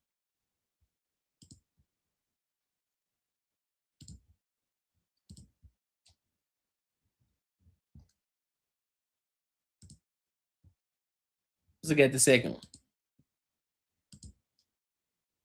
Start completely woman. Matter of fact, instead of me trying to explain to you, I'm just gonna show you. Maybe y'all can better understand me. So just give me a second here. Let me show y'all this. This shit is crazy. It's crazy, bro. I swear. I was like, ain't no way, dog. I'm like, there's no way. Even the beard different. Look at that. And the man, look, listen. Nah, I'm just gonna let y'all listen to it first. I gotta let y'all listen to it first. Cause this shit was crazy to me. I was like, I'm like, how, Sway? You feel me? I'm like, how, dog? The top of your balloon print. He seems Hold up. balloon print. He seems like volatile, dangerous. Like if I were to say like I'm not interested or something, he might accost me. What do you mean? Accost me, like you see what I'm now y'all see what I'm saying though?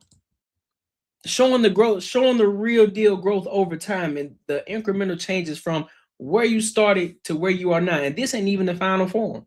Where I'm at right now, I still got other changes coming. I still got other things that I want to do. Who they see grow. You know, and that's how social media is. You want to know a person. You want to, because if you pop up with it, and we don't know how you got it. Like, but I don't trust that. They want to know your story. They want to know. Well, you say you don't curse on your skits. That's done intentionally?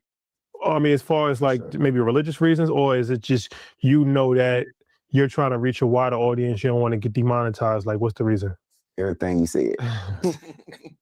Man, you can't curse on no grandmas. Your grandma watching, man. And the advertisers don't want to put no money behind no curse word.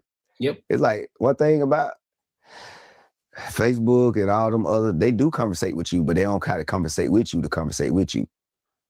It's like, they not going to tell you, they going to tell you by not even to make no money. Because what advertiser, if I'm advertising the toys for Christmas or anything, if I'm advertising something, I don't want nobody to say MF or B beside my product. Because we wouldn't want that. It ain't going to sell. So they do talk. They just talk through action.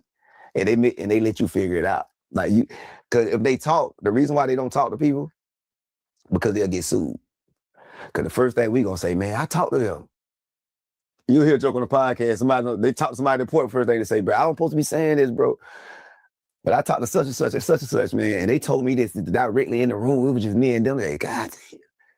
So now they held accountable, so they do talk to you, and it's like a puzzle. You got to figure it out. Like, oh, this is why they want you to do this. Oh, okay, they want you to do 3 minutes because if you don't watch it a certain amount of time, the advertiser's not gonna pay them. So they want you to make money, you know what I mean? But they can't trick the advertiser. So it's like it got to actually be working in it, and they got to be engaged. The key word is engagement. It's like when you get married, you don't say, I watched her, I engaged, I proposed. You know what I'm saying? Proposal, engagement. Action. It's the same words that go with everything. Action. As long as you engage, that'll keep her stop asking about marriage for a little bit. It's free game. You said, bro, y'all just got a strategy on how to build y'all platform. Real talk. You got pieces for me. I just showed you what the start looks like versus where I'm at today. We ain't even there. We ain't even where we want to be yet. He's giving you free game, which is one of the reasons why I said I'm gonna stop cursing on my show. I'm gonna minimize the cursing because it's a strategic play. If we want to reach if we want to get to a certain level, we want to start if we want to start getting the type of money that we want to get, we have to start evolving. We have to get better. We have to get better. He just gave you free game. So I get it. I know a lot of people, they want to curse. They want to say the most crazy, they want to say the craziest things. But I'm telling you, you can still say the same thing without all the vulgar language. You can still get your point across. You can still convey the message the way that you want to convey the message, and you don't have to do it. Because you can still be able to reach the people and say the exact same thing that you want to say, but just don't curse. For real. So that's why I'm improving. That's why I'm challenging myself. Listen, you gotta minimize the cursing. Get better with conveying the message without having to use a curse word. Say less. Challenge accepted. So y'all seeing, you just got bits and pieces. You just got bits and pieces of what it means to actually build the business, not just from a content perspective, but from a business perspective. And now all you have to do is just find the things that continue to keep the people engaged. That's it. That's going to be the hardest thing, figuring out, making sure that the people stay engaged, figuring out ways to keep them engaged. That's it. And that's going to happen over time. You continue to keep showing up. You continue to keeping your foot on their heads, or however you want to, keeping the thumb on their neck, whatever you want to call it. You continue to keep showing up. Your face continues to keep popping up. Eventually, they're going to be like, man, who this person is? Let me see what they're talking about. Oh, I like their content. Oh, I rock with them. I didn't take, at first, when I first started watching it, my mom was telling me, listen, man, y'all say too many MFers for me. It's too many MFers for me. Y'all got a lot of cursing going on, but I didn't take heed to it at first until I started to dive deeper into it and started to understand the backside of it, the business aspect. It was like, you know what? That makes sense. Because if my own mom don't even like to hear me doing a whole bunch of MFers and all this, I'm pretty sure there are other people who don't want to listen to the content either because there's too much cursing going on. And my goal is to reach a broad audience, not just a specific type of audience. I want a broad audience. I want people from all different walks of life to come over here and kick it with me. And how do I do that?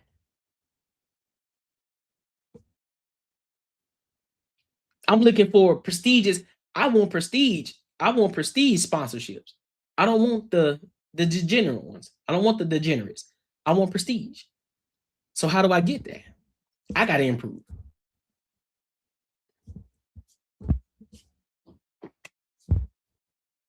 That's what evolving is. That's what getting better is. Those are the incremental things. Now, if people watch the video, they're gonna understand it now. They're gonna be like, okay, I see by how he was cursing and doing all this back then, but now he's not doing it as much because he's trying to reach a certain audience. He's trying to get to a certain level. He's trying to reach a certain type of sponsorship. Strategy, intentionality, consistency, work, building, progression, all of it. That's what we're doing. It is bumps and bruises, and obviously people have grown with you and watched it. But what's been like one of those expensive mistakes that you made? Expensive mistakes I made. The most expensive mistake I ever made. Oh, it was not monetizing earlier. Oh, could you just say no? I was letting a lot of my stuff fly on YouTube because I was touring. I was making the same mistake every entertainer make. I was getting so much money on the road. You know, and I wasn't making a lot, but I was making like $1 million a year at a time on the road, $100,000 a month or whatever. So I'm like, I ain't studying my content, but I should have been focused on monetizing it. It took the pandemic for me to pay attention. I made the same mistake every entertainer make. Man, you get hot, you don't care about the music. Oh, they want to book me 50 for a show? Damn that contract, man. Sign the contract. I don't care. I ain't looking at it, man. Hey, damn that music. So I did the same thing. I was like, I wasn't valuing my content. Appreciate you, bro. So that pandemic came and that money got short. I'm like, hey, man. I started looking at everywhere for money. I was like, man, oh, thank God I had a little Exactly, Gabriel. Exactly. It is a turnoff. And we getting better with that. That's what we doing.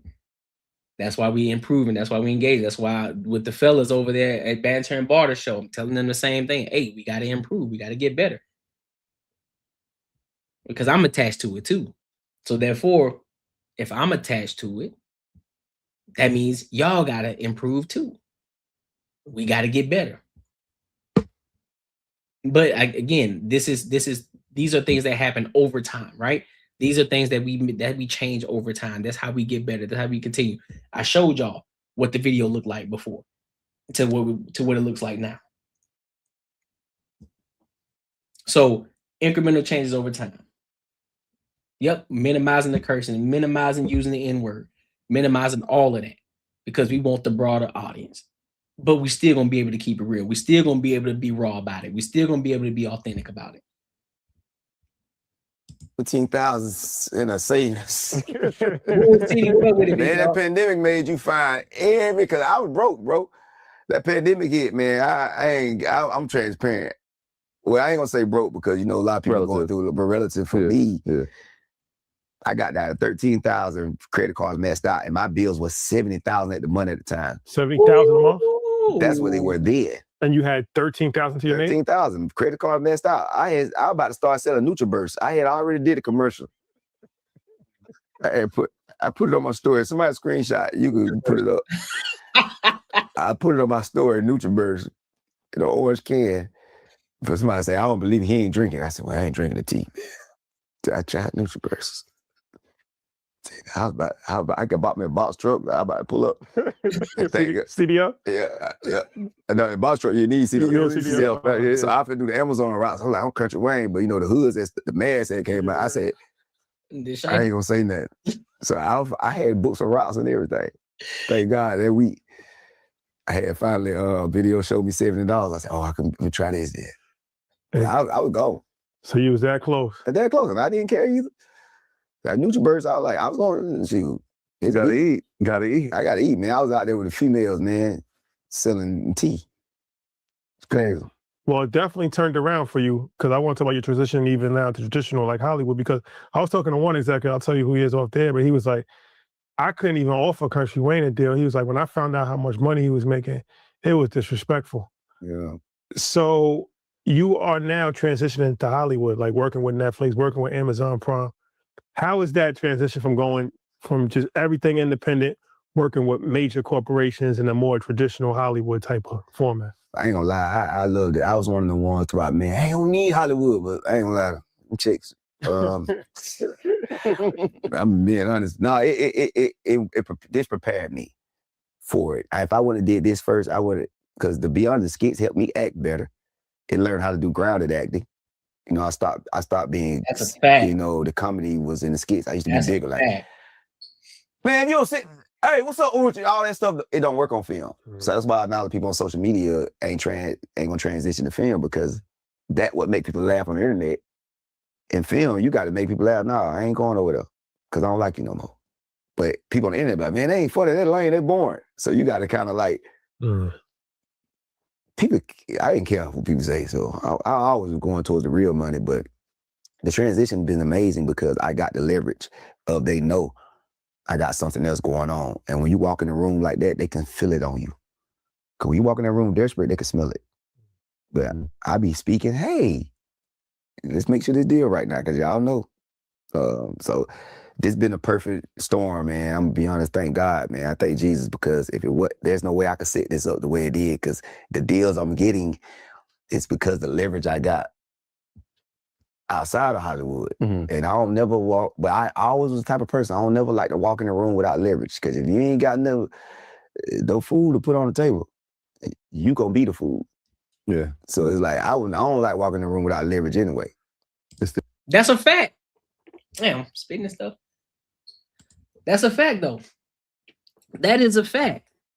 You gotta have the leverage. That's why we are building. That's why we are growing. That's why we are focused on. We're focused on the purpose, man. We're focused on. Yeah, of course, we want to target more sponsorships, but that's secondary to what we're doing. That's secondary to what we are focused on. We're focused on creating the content. We're focused on showing up. We're focused on getting the engagement up higher. We're focused on the people. We're focused on building the ENG community. We're focused on that. Once we get that focused in and dialed in, now I can come to the people with leverage. Like, hey, man, listen, I got a community of people over here that's rocking with me. They rocking with me, right? So now I can walk in the doors and listen. If you under this number, I'm not even gonna entertain it. What are we talking about? What are we talking about? Having leverage is the ultimate power, because you don't need it, because you don't need what the other person's offering unless it makes sense. Everything we gonna do is gonna have to make sense for us. We're not just gonna do it just off the strength of what we're doing. I'm not taking money. I'm not taking money from anybody that's gonna say, "Hey, listen, we want your entire we want to take over the creative process." Nope, you're not doing that. You're not doing that. I still want to be able to say what I want to say and how I want to say it. However, I do understand the business aspect of it, that things need to be cleaned up, and I will do that.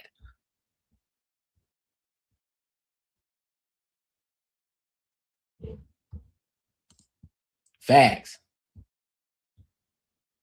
Next up, Bull City. Next up, I'm telling you. Next up, I'm gonna come out. I'm telling you, I'm coming out of nowhere. I'm coming out of nowhere. I'm walking through them doors like, "Hey, I've been here. What you talking about? Y'all just didn't see me. I've been here. This ain't nothing new." This ain't nothing new. Because where a lot of people get it mixed up, they get the fame. They get the fame before they get the money. It's kind of like what happened to Ha Davis, right? He got the fame before he got the money. It's like, no, big dog, get the money before you get the fame. So when you walk into the door, it's like, bro, I've been had the money. You just not found me. You just figured that I've been here. I've been had this money. I've been had this motion going on. So the money aspect, that ain't nothing to me. I just became more visible to y'all now. I've been making more money. I've been making the money way before the fame. So that's what we're on. We're on getting the money before the fame. That's where we at. So I just gave y'all some insight on the game plan and where we going. I just gave y'all the insight. And for the people who rewatch this video when I clip it up, now you understand it. And then you can become part of the ENG community. Because that's what the ENG community is about. Earned, not given. We earn it. We build. We grow. We invest. Monetarily and mentally. Sometimes physically. We invest. We improve. We get better. We don't stay the same. We continue to evolve. And then those people who are about that, those people who subscribe to that type of move, they become part of the ENG community. Simple as that. Simple as that. Coming out of nowhere, down pays the work in the gym that you have been doing. Right. I appreciate you, Fu Carey. I appreciate you. Because I already said I'm taking over Arizona. That's the first order of business. Taking over Arizona. Biggest YouTuber in Arizona. They gonna know. They gonna know. They gonna know. When you hear my name in Arizona, when you think Arizona, you're gonna say Courtnee Edgar. Yep. That's what they gonna say. Now Arizona, that's Courtnee. That's Courtnee down there. Yeah. That's me. So, but yeah, man, today was fire. Dang, today was a good show. I'm not gonna hold you. Today was a really good show. I like this. Listen, I think Sundays work really well because it takes us into the week. Because we got the Anton Daniel show that we be listening to. I know a lot of y'all got the work week. Some of y'all are excited for Mondays. Some people are dreading Mondays. It's really dope. It's really dope. You brand new here, Brad Johnson. Hey, I appreciate you, big dog. I appreciate you for popping in. You late though. We start at 10:05 a.m. But hey, I ain't gonna blame you though. I ain't gonna blame you. Just not discovering me. I appreciate you though for tapping in with me. All right. But man, what? I'm telling you, it's gonna be hot in the city. It's gonna be hot in the city. But yeah, man, tonight was fire. Tonight was dope, man. I appreciate y'all for the people who supported the channel with the super chats. I appreciate y'all. Everybody who was engaging in the chat, appreciate y'all too. Sunday, y'all still got the rest of y'all day to go and kick it. Enjoy yourselves. And until next time, my good people, I'll holla.